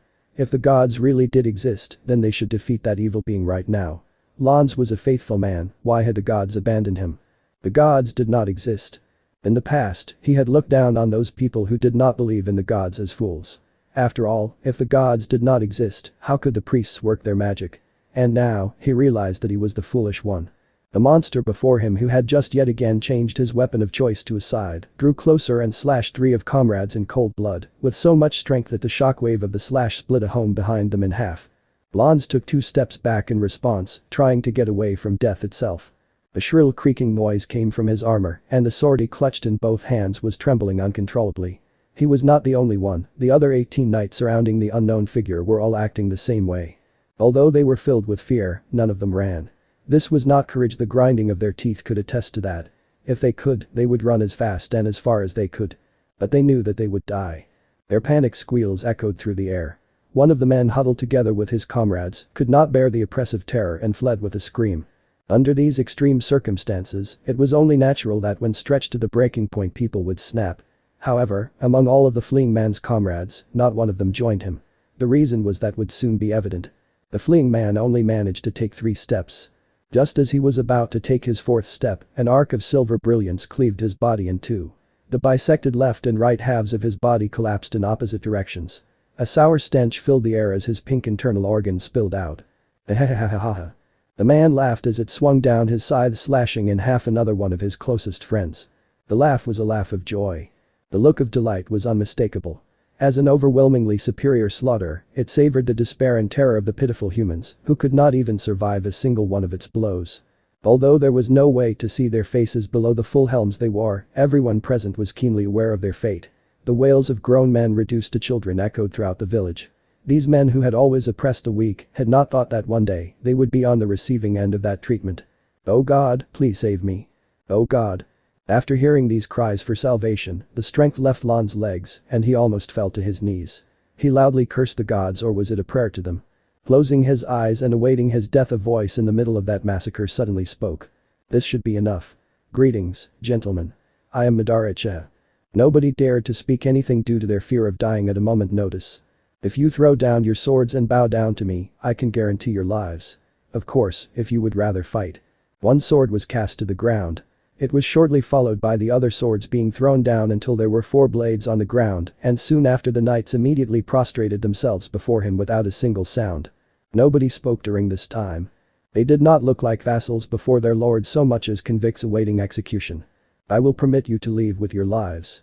In exchange, tell your mace no, your owner this. As of today, this village is under the protection of Madara.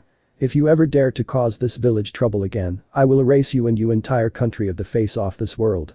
The trembling knights nodded as hard as they could. "At lost. And make sure to relay this to your owner." He jerked his chin, and the knights fled like rabbits. Madara turned and walked toward the villagers. As Madara drew closer to them, he could more clearly see the confusion and unease on the villagers' faces.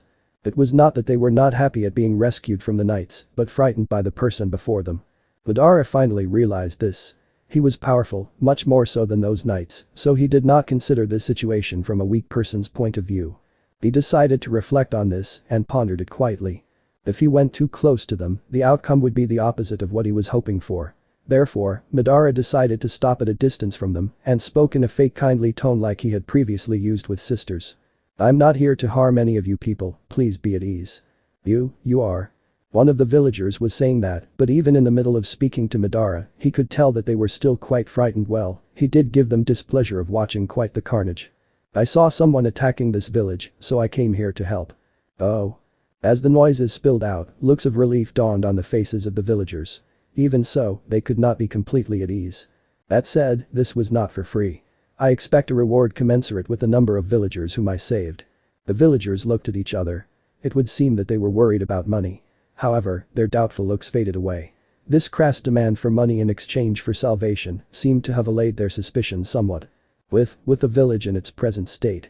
Madara raised his hand to silence the other man before continuing. Don't worry, I'm not asking for money. You see, I'm an adventurer and it seemed that in my way, I got lost. I would be pleased if you would tell me some information about where I am.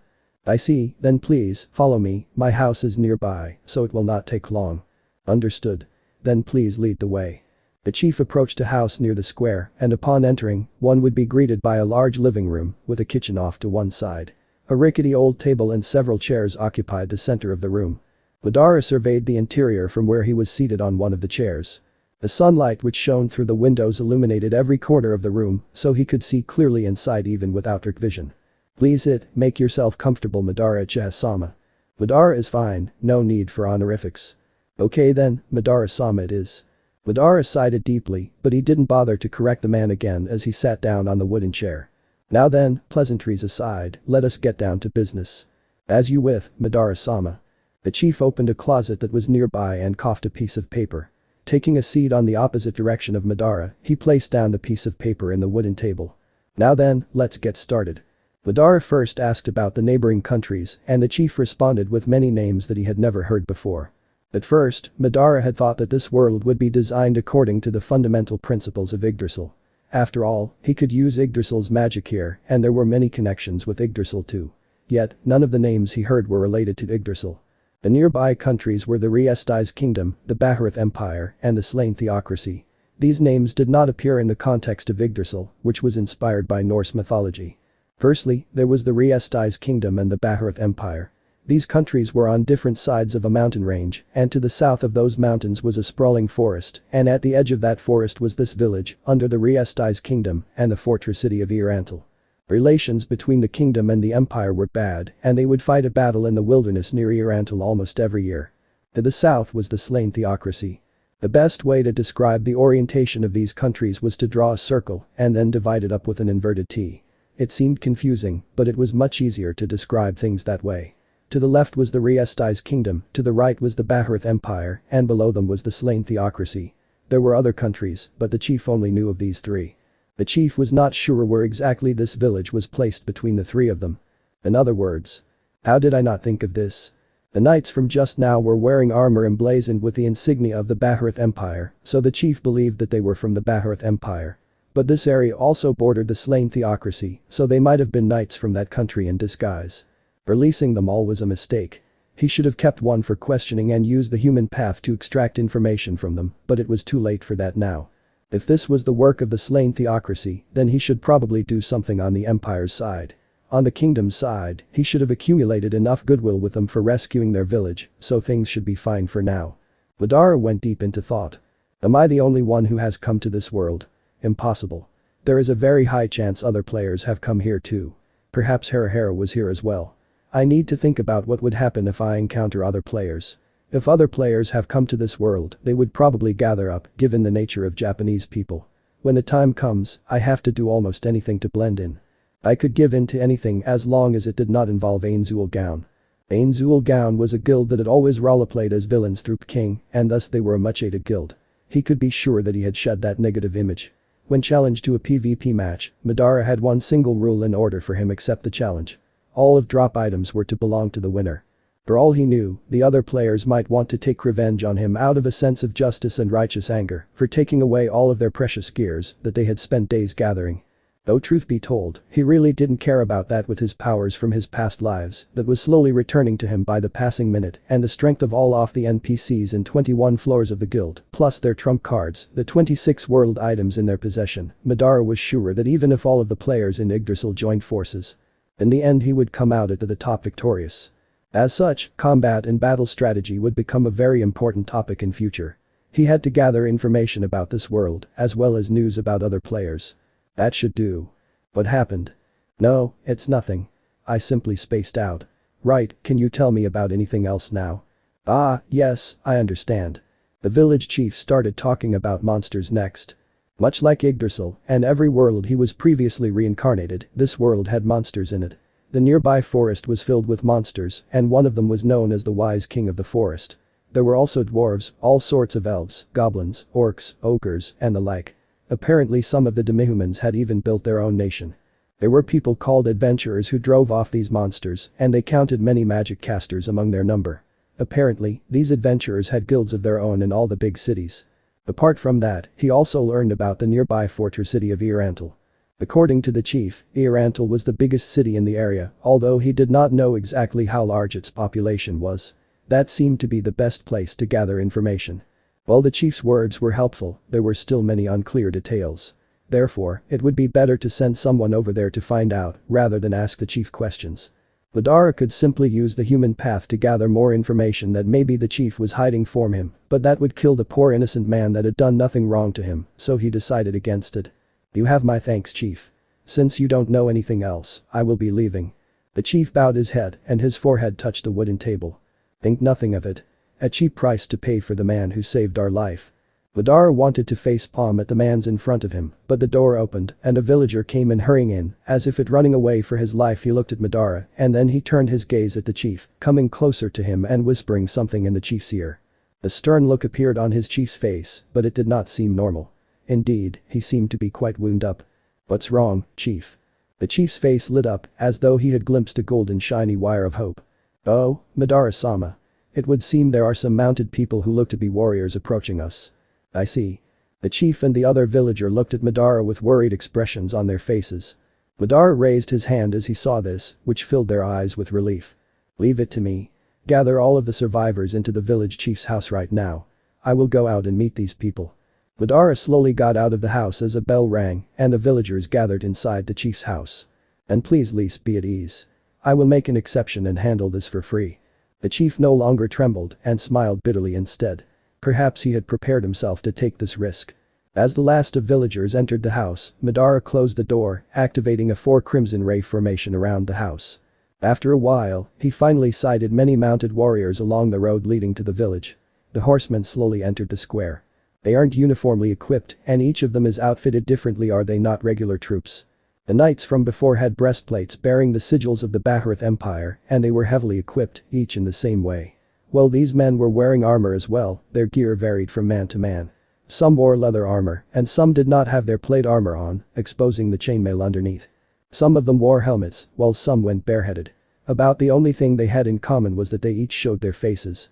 All of them had swords of similar make, but apart from that, they also carried bows, javelins, maces, and other backup weapons. One could say that they looked like hardened veterans of the battlefield. A less polite way would be to say that they were a ragtag bunch of sellswords. The riders finally entered the square. There were around 20 of them, and while they were wary of the man who stood in front of them, they formed up neatly before Madara. A man stepped forward from the rest of the force. He seemed to be the leader of the horsemen. He looked like the fiercest and most eye-catching one of his men. I am the warrior captain of the Riesti's kingdom, Gazif Stranov. By order of the king, I have been visiting each of the frontier villages to exterminate knights from enemy countries who have been making trouble around here. His even baritone echoed through the village square and there was some commotion from the chief's house behind Madara. May I ask who the gentleman standing in front of me is? For he spoke in a third person, Madara understood that he was asking him. Since he is a captain, he might have more valuable informations than the chief. I need to play it cool, Madara thought. My name is Madara Che. I am a traveler who had lost my way and I saw this village being attacked, so I stepped in and saved them. Gazif immediately dismounted, his armor clattering loudly as he did. He bowed deeply once he was on the ground. Thank you for saving this village. I have no words that can adequately praise your kindness. One could tell Gazif's character from the way he was ready to dismount and bow to Madara. This man is definitely the kingdom's warrior captain, Madara concluded, and strangely enough, this man reminded him so much of Hashirama and Touch Me. Great, another idiot added to the list of the people I met, Madara thought sarcastically. Please, do not lower your head. In truth, I did this for payment, so no thanks is needed. Oh, a payment? Does this mean that you are an adventurer? That is close enough to the truth. Oh, I see. You must be an extraordinary adventurer, then. Although, forgive my ignorance, but I have not heard your mighty name before, Uchiha Dono. I was traveling, as I said before, and I just happened to pass by. I am nobody famous. Traveling, you say. Though I regret having to waste the time of such a great adventure, could you please tell me about the blackguards who attacked this village? Yes, most of the knights who have attacked this village are already dead, so they will not be able to make trouble for the time being.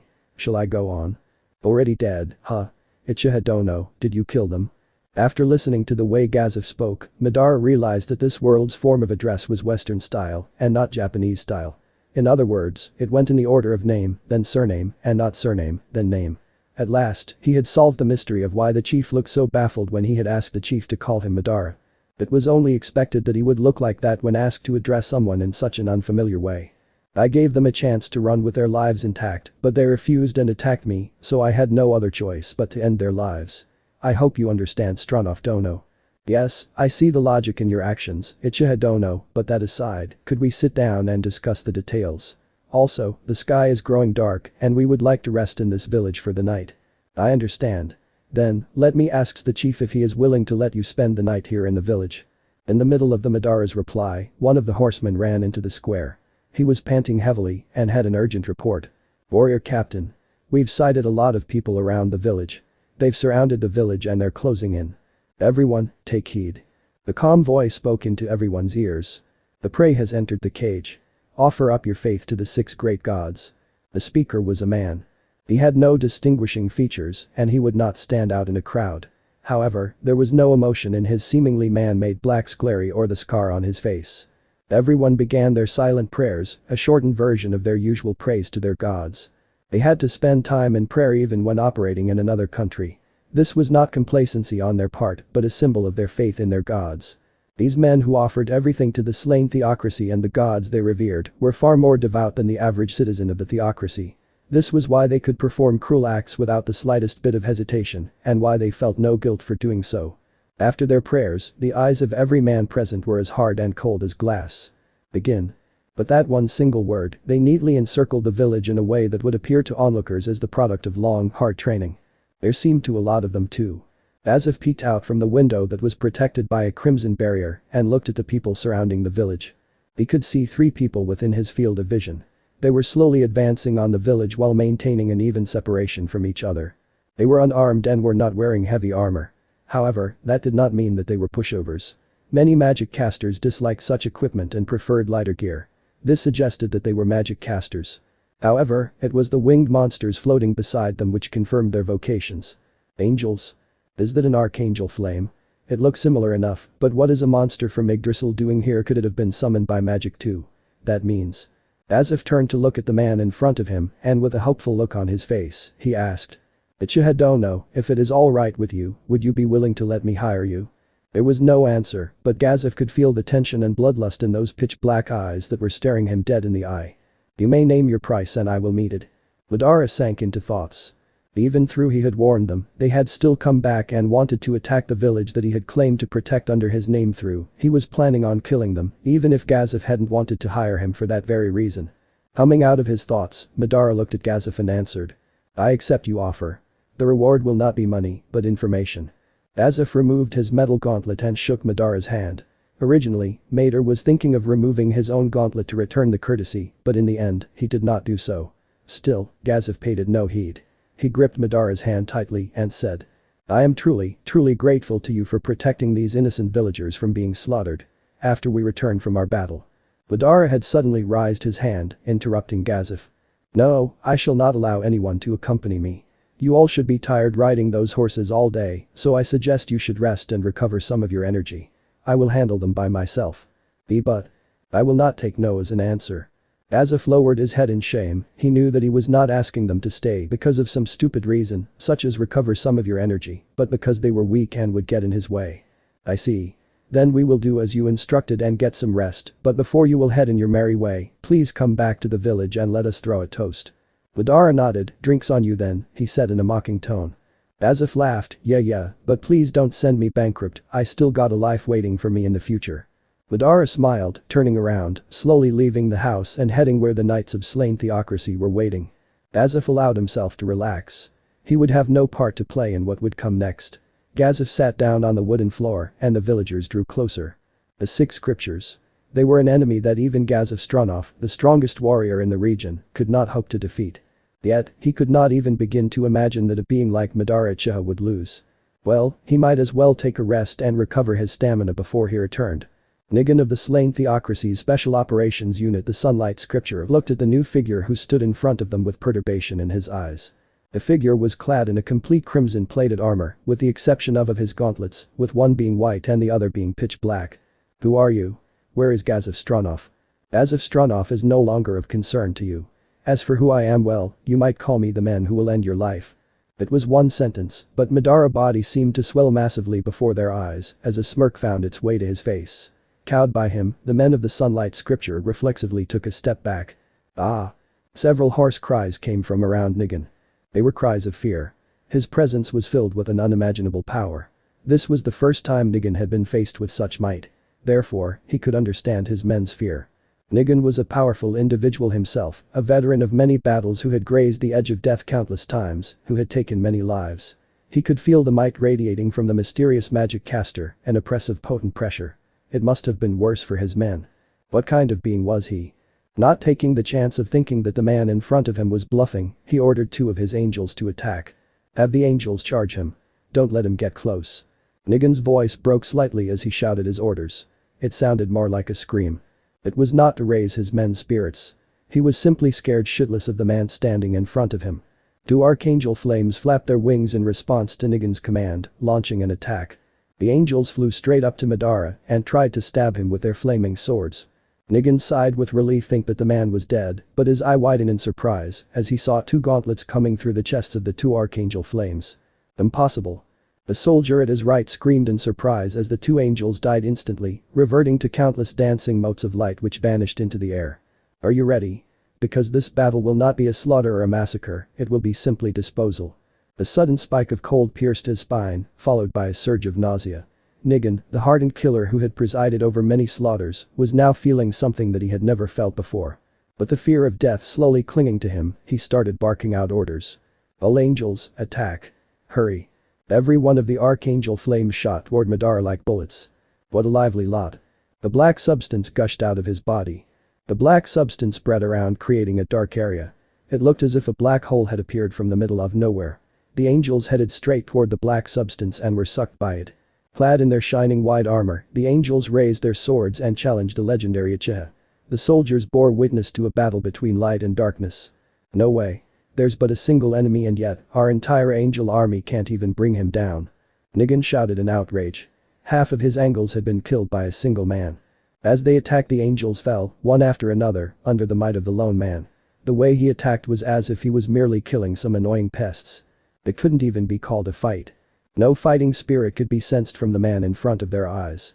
He probably didn't even regard the angels as enemies. The man in question shook his head at the Sunlight Scripture, exasperated. "Didn't I tell you before that you were going to die by me and there will not be anything in this entire world to save you?" His voice was so low that anyone would miss it if they didn't strain their ears to listen. "In your dreams.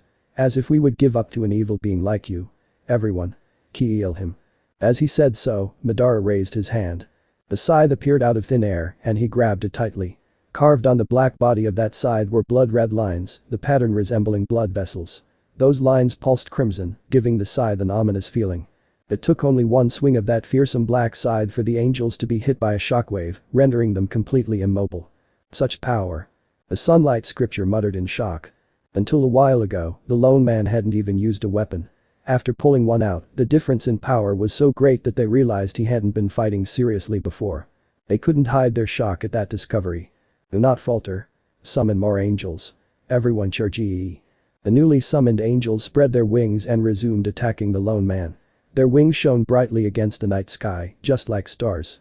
The even more powerful black substance gushed out of Madara's body, rushing to repel the angels. The black substance spread through the area, making it look like darkness was painting over the entire field. The angels approached the darkness and, as soon as they got close enough, the darkness swallowed them, shining wings and all. Only to violently spit them back out and making them disappear immediately. What the hell? It's a monster. Once they realized their angels were useless, they wailed and fell back upon the spells that they knew and trusted. Charm Person. Iron Hammer of Righteousness. Hold. Fire Rain. Emerald Sarcophagus. Holy Ray. Shockwave. Confusion. Charge of Stalagmite. Open Wounds. Poison. fear, word of curse, blindness. All kinds of spells rained down on Madara. Yet, even as the storm of magic lashed against him, he was unmoved. Well, all of these are familiar spells. Who taught them to you? The slain theocracy? Someone else? There are more and more things I want to ask you now. You will make the perfect test subjects. Not only could he slaughter all their summoned angels in one move, their spells were also incapable of harming him. Nigan felt like he was trapped in a bad dream that he really needed to wake up from it. Principality of Observation. Get him. In response to Nigan's orders, the angel that had been standing by up till now suddenly spread its wings and flapped, propelling itself forward. The Principality of Observation was an angel in full body armor. It held a mace in one hand and a round shield in the other. A garment that looked like a long skirt covered its legs. The Principality of Observation was stronger than the Archangel Flames, but it had not been deployed into battle until now because of its special skill. In accordance with its name, the Principality of Observation had the ability to raise the defense of all its allies. However, this ability lost its effect once the angel moved, so the wise decision would be to order the Principality of Observation to hold its ground. The fact that Nigan had ordered it to attack was a sign that he was grasping at straws. He had to clutch at anything which might turn out to be a lifeline, even if it ended up being chaff. Amaterasu. That was one word that came out of the lone man, and the angel was engulfed by black flames, making him vanish from the face of earth. How could this be? In just one fucking hit. Impossible. The monster. The demon. Nigan did not even know he was shouting. He was simply converting his thoughts into words. It did not feel like shouting to him. The Principality of Observation was a high-tier angel whose offensive and defensive strength were in a 3:7 ratio. It boasted the strongest defense of all other angels in its tier. In addition, Nigan's natural-born talent, Enhance Summon Monster, could improve the stats of any monster Nigan summoned. As a result, there were very few people who could defeat a Principality of Observation summoned by Nigan. Nigan had never seen anyone defeat it with just one spell.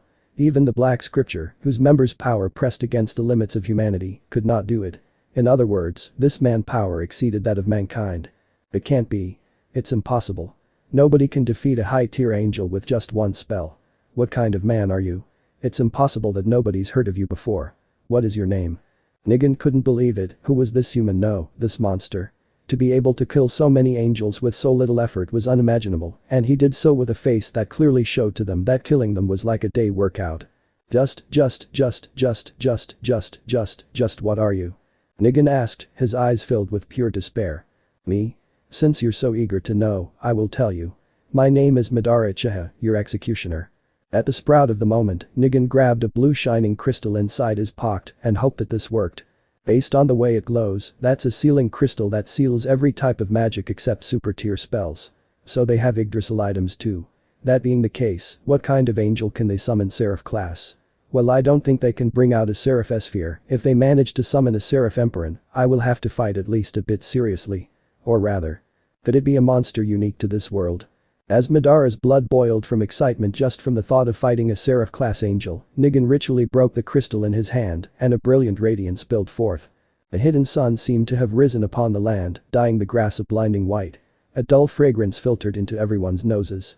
The legendary angel descended upon the earth and Nigan called out its name in a voice filled with pride. Behold. The glorious visage of the highest angel. Dominion authority. It was a mass of many shining wings, and among them were a pair of arms that held a scepter, symbolizing royal authority, but neither its head nor legs were visible.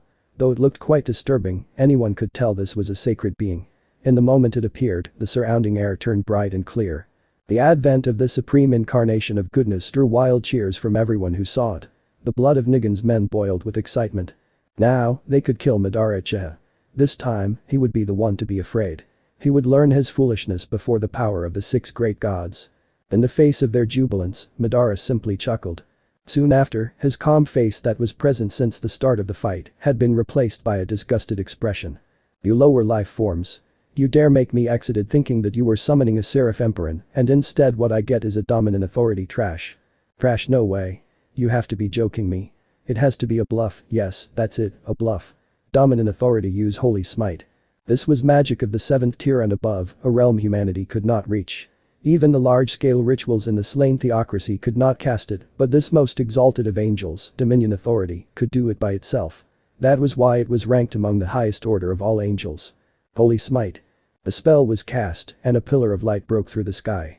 With a loud whoosh, a seemingly endless cascade of holy blue-white radiance flooded down from the heavens, submerging Madara.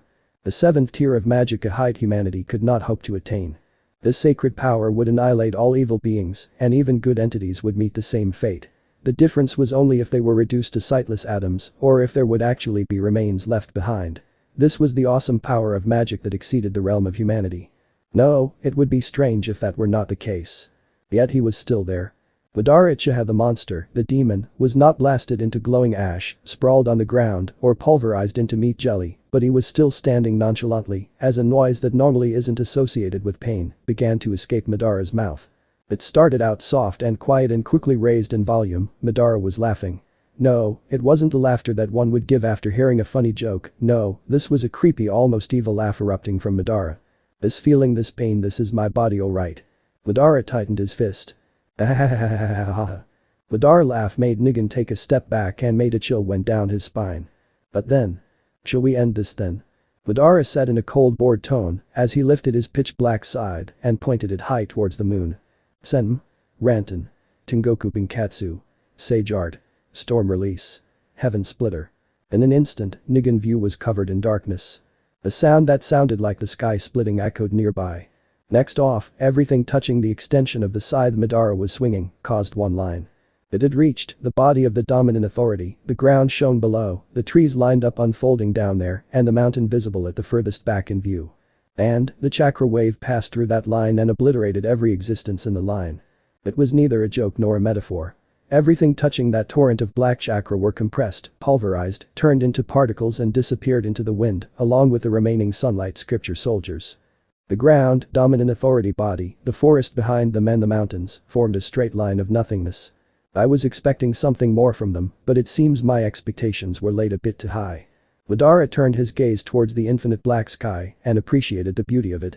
The night foreshadowed what was coming, but it depends on the decisions he makes. The destiny of this world will be influenced, the changes are permanent, and with it new eras of chaos or peace will come. There was no trace of the intense battle that had taken place earlier on the plains. The sunlight scripture was decimated and Madara Uchiha was the victor. The light of the setting sun covered up the blood staining the grass and the stench of blood was blown away by the wind. Now what am I going to do? He asked himself that question while he stared at Karn village over the horizon. Maybe I should start my own family. It had always been his dream to have his own chibi Madaras and a wife or wives around him in moments of needs, but because he always attracted to supernatural women, beings that could live longer than him whenever his lovers in his former lives brought up the subject of having children, he immediately turned it down because he didn't want to hurt them when he would be gone. That is why he was happy that he was freed from the curses of eternal life and perpetual reincarnation, the curse that broke him times and times and times again. I will create a world of only love, a world of only peace, a world of only victors. Even though he died multiple times, those words had been one of his motivations to keep him going forward and sane at the same time. In every world, he had failed because of his curse, but since the curse had been finally lifted, maybe this time, he will be able to accomplish that successfully and finally have some peace for his broken soul and mind. Even in the world of 2138, the destruction of the environment had continued at ever-increasing speed to the point where the surface of the earth was hopelessly polluted. Gorgeous nature existed only in video games. The sky was always hidden behind black smog, while the sun making only brief appearances every now and then. Thick toxic fog frequently covered the cities, so almost no one went out without wearing a gas mask beforehand.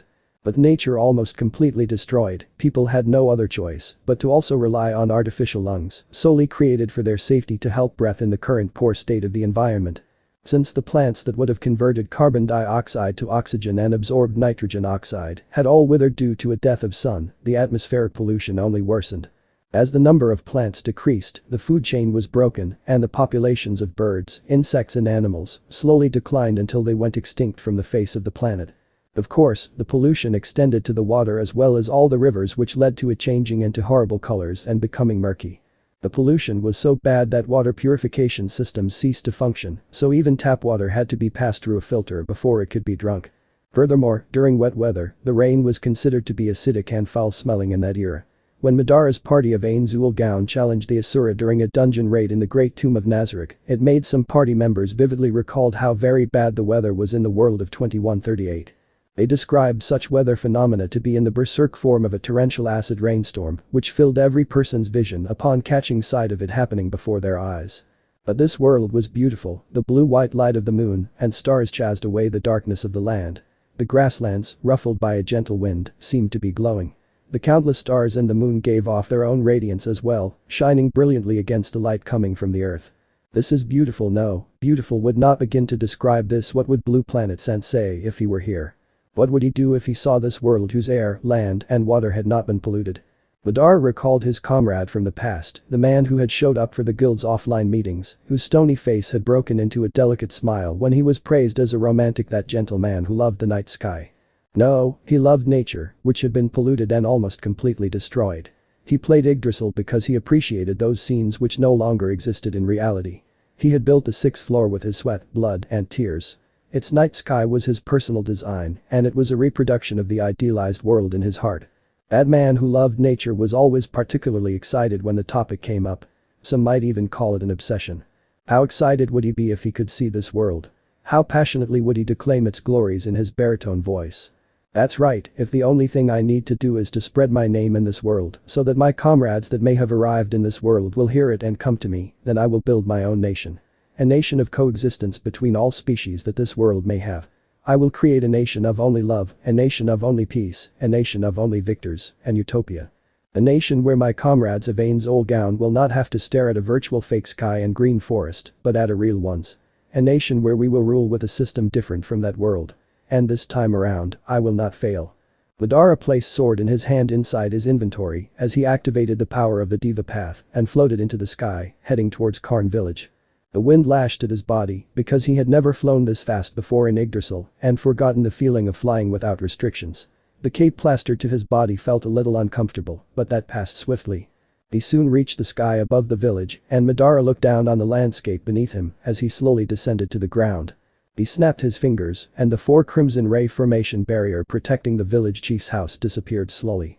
As soon as the Crimson barrier disappeared completely, the villagers came out to meet him. They lavished praise and thanks onto him and Madara saw Gazef among the villagers. Thank you for saving this village from them, Uchiha Dono. Speaking of which, where did those fellows go? Since Gazef had changed his tone somewhat, Madara decided to nonchalantly inspect him. Gazef had taken off his armor and carried no weapons with him. Madara turned away, as though he had seen something brilliant. His eyes reflexively went to the ring Gazef wore on his left ring finger. So he was married. It's probably good that his wife won't need to shed tears for him. As he thought about that, Madara decided to carefully put on an act. Oh, I chased them off. I couldn't take care of all of them, as I thought. That was a lie, of course. They had all been resurrected by his clone after he had killed them and were being used as test subjects to gather more information about this world. Gazef narrowed his eyes a little, but neither of them spoke. The air between them grew tense. In the end, Gazef broke the silence. Truly amazing. I do not know how I can repay you for your help, Madara Dono. Please, look for me when you come to the royal capital.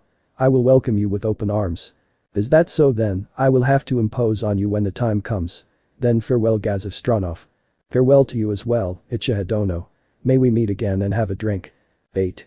It had no limits on distance and a 0% chance of teleport mishaps. The spell Madara used was the most accurate and potent of such spells in Yggdrasil. The scene before him changed in an instant and Madara was greeted by a beautiful sight. The surface area of the Great Tomb of Nazarick was 200 meters square, protected by 6-meter thick walls, with an entrance and an exit at the front and back. The Great Tomb of Nazarick had originally been located in the icy world of Helheim, which was perpetually shrouded in darkness. The atmosphere was grim and dark, and the sky was constantly overcast. Yet, what he saw now was vastly different from that. The tomb's grass was trimmed short and felt refreshing. On the other hand, the tomb's trees had leafy branches that shrouded much of the grounds in shade, and the extensive shadows gave the place a gloomy air. There were also alabaster tombstones scattered about. The juxtaposition of the neat grass and the messy tombstones was quite incongruous. In addition, there were exquisite carvings of angels and goddesses all over the place, each of which was easily a work of art, but the chaotic tomb design was frustrating, to say the least. Apart from the large central mausoleum, there were 4 smaller mausoleums in the north, south, east, and west, each defended by statues of armored warriors, each 6 meters tall. The central mausoleum was the gateway to enter the Great Tomb of Nazarick. Madara walked slowly approaching the stairs that led to the first floor, and then he entered inside. What greeted him was a large hall. There were rows of narrow mortuary slabs on both sides of him, but there were no corpses on them now. The floor was polished limestone. In front of Madara was a flight of stairs leading down, and at their end was a set of double doors, through which one could access the second floor of the great underground tomb of Nazarick. The sconces in the walls had no torches, the only light came from the bluish-white moonlight streaming in from the outside. Madara placed his pointy and middle finger close to his ear and used. Message. Jibril. Is this you, Lord Madara? Yes. I have a job for you, Jibril. What is it, Madara-sama? Your loyal servant and creation will do anything you desire. Tell every floor guardian and albedo to gather in the throne room in about 30 minutes. As you wish, my lord. Madara dispelled message and used the ring of Angel gown to teleport right on the corridors of the 22nd floor. The sound of his footsteps and the tapping of his staff rang through this holy sanctuary. After turning several corners in these vast hallways, he saw a woman in the distance, heading in his direction. She was a sensual beauty, whose lush golden hair grazed her shoulders. She was dressed in a long, elegant maid's outfit with a large apron. She was roughly 170 centimeters tall, with a slender build. Her ample bosom looked like it would burst out of her bodice at any time. Her overall appearance was attractive and gave the impression of being graceful and kind. In the great underground tomb of Nazarick, there were about 1,000 homunculus maids and 1,000 homunculus butlers, each with their own unique design. One of their creator was a mangaka who had broken into the industry with his maid illustrations and who was currently serialized in a monthly magazine. Madara studied the maid carefully. Apart from her looks, he also scrutinized her uniform. The intricacy of the design, especially the fine embroidery that speckled her apron, was enough to make people gasp in awe. Their design had been exceptionally detailed because of the declaration, maid uniforms are their secret weapons. Madara couldn't help but feel nostalgic as he remembered the complaints from the other guild members who had helped with the design. Ah, that's right. I think it was from then that he started saying that maid uniforms are justice. Come to think of it, I think the manga he's drawing now has a maid as a main character. Do his assistants cry when he goes overboard on the designs? Ah, Whitebrim. In the game, the maid's AI routines had been programmed by him, Haruhiro-san and 5 others. In other words, this maid was the personification of his past comrades and his hard work. He could not simply ignore her without feeling bad about it. After all, this maid was also a part of the glorious history of Angel gown. In fact, the original project was only 41 maids, but after the other guild members that started leaving the guild, Madara started going treasure hunting alone to a dangerous degree in order to gather enough data to create some people he knew in his past lives into NPCs, which were now very much real. As the two slowly approached each other, the maid darted to the side of the hallways and bowed deeply to him. Thank you for gracing us with your presence, Madara-sama. In return, he raised his hand in acknowledgement. It seems you are working hard, but please don't push yourself too far. Okay. The maid bowed once more and answered him in a serious tone. Forgive me for saying this, Madara-sama, but serving the last supreme being who remained with us is a pleasure. To say that he was pleased with her answer would have been a complete understatement. Loyalty like that was very rare, and it pleased him that they respected him that much. I see. Then, work hard and keep this place clean. Madara declared. As the supreme being wishes. The homunculus maid said in delight as her eyes shined with stars. Madara walked past the maid and continued forward, leaving the maid behind. After a while, a gigantic staircase appeared before Madara's eyes. It was wide enough that over 10 people could walk down it side by side, arms outstretched, with no problems. A luxurious red carpet lay on the steps. He slowly descended the stairs until he reached the lowest floor, the 23rd floor of the great underground tomb of Nazarick. Madara continued walking as he eventually laid eyes on the giant doors before him. The majestic set of double doors were over 5 meters in height and covered in intricate carvings. The left side was shaped into a beautiful goddess, while the right was made to resemble a cruel demon. So realistic was their design that even from across the room, he thought that they would attack him. Still, while the carvings looked like they could move, Madara knew that they had never moved before. Madara's gaze landed on the 20 girls that were divided into 2 rows and were guarding the door. 19 of them were on the side of the goddess and 20 were on the side of the demon. The ones on the goddess side were human, spirit and angel hybrids, while the ones on the demon side were human, spirit and demon hybrids. Madara reached for the doors and as he touched them, they opened by themselves, although they did so slowly, in deference to their massive weight. The air changed. Although the atmosphere from earlier was filled with quiet solemnity, the scene before his eyes now exceeded that by far. The air became a pressure that weighed heavily on the entire body. It was an exquisite piece of work. And in this wide harem, even packing several hundred people inside would not make the room feel crowded. The high ceiling and the surrounding walls were a predominantly white color, with golden decorations as highlights. The numerous chandeliers which hung from the ceiling were made of precious stones of all colors of the rainbow, and they emitted a fantastic dreamlike radiance. Numerous flags emblazoned with different symbols hung from flagpoles sunk into the walls. A total of 41 of these flags swayed gently in the wind from the ceiling to the floor. "We have been waiting, Madara-sama," spoke the butler that was bowing at the entrance of the door. "I see. Then, follow me, Sebas." Sebas trailed behind Madara as he entered the room, fashionably late since he was busy reminiscing about the past. There were many people kneeling here to show their loyalty. Nobody in this place moved a muscle, and it was so quiet that even the sound of their breathing could be heard. Apart from that, there was only the sound of Madara and Sebas' footsteps, as well as the tapping of the staff of Angel gown on the ground. Madara made his way past the floor guardians and sat on the throne. Sebas remained at the foot of the throne, kneeling behind Albedo. Madara silently surveyed the throne room from where he was seated. Almost all of the guild's NPCs were gathered below him. They looked quite majestic when he watched them from on high, like a night parade of monsters. Madara could not help but silently praise his guild members for their creativity in making so many different and interesting characters. As he looked again, there were several NPCs who were not present. However, that could not be helped. After all, they could not easily move the ultra-large golem Gargantua and Victim who oversaw the 8th floor from their positions. That said, the throne room did not feel crowded at all, given its massive size. Forget it, not like it's important anyway. After deciding to discuss those matters later, Madara slowly addressed his subordinates. "Firstly, I would like to apologize for taking independent action." Madara was feeling singularly unapologetic as he said those words. It was mere pleasantry, yet the apology was extremely important. Since gathering them all was his idea, then he needed to let his subordinates know that he trusted them implicitly. "Secondly, I would like to inform you of the direction we will be going. I have chosen to build a nation where we, the Guild of Angel gown, will rule it as its kings. Those who have any objections stand forward and state them." Nobody spoke out in opposition. Albedo was all smiles as she replied. "We have all heard of your wish. All hail Madara-cha, the Supreme One and the ruler of life and death, Madara-sama." Shortly after, Jibril spoke up. "Every member of the great underground tomb of Nazarick pledges their undying loyalty to you and will work at their utmost limits to accomplish what our ruler and creator desires. All glory to Madara-cha, Supreme Overlord and rightful owner of this world and leader of us all, Madara-cha-sama. We shall give ourselves completely to you. Long live Madara-cha. O King of fearsome power, Madara-cha-sama. All shall know of your greatness." The shouts and praise of the NPCs and servants thundered through his room. Then, Madara looked out at everyone. The looks in everyone's eyes turned razor sharp. It represented their iron will and determination. "Next, I shall announce our new direction. This is an absolute order." Madara paused here and looked around. The subordinates before him had serious, stern looks on their faces. "Make Madara-cha an eternal legend." He gripped the staff of Angel gown tightly and rapped it on the ground.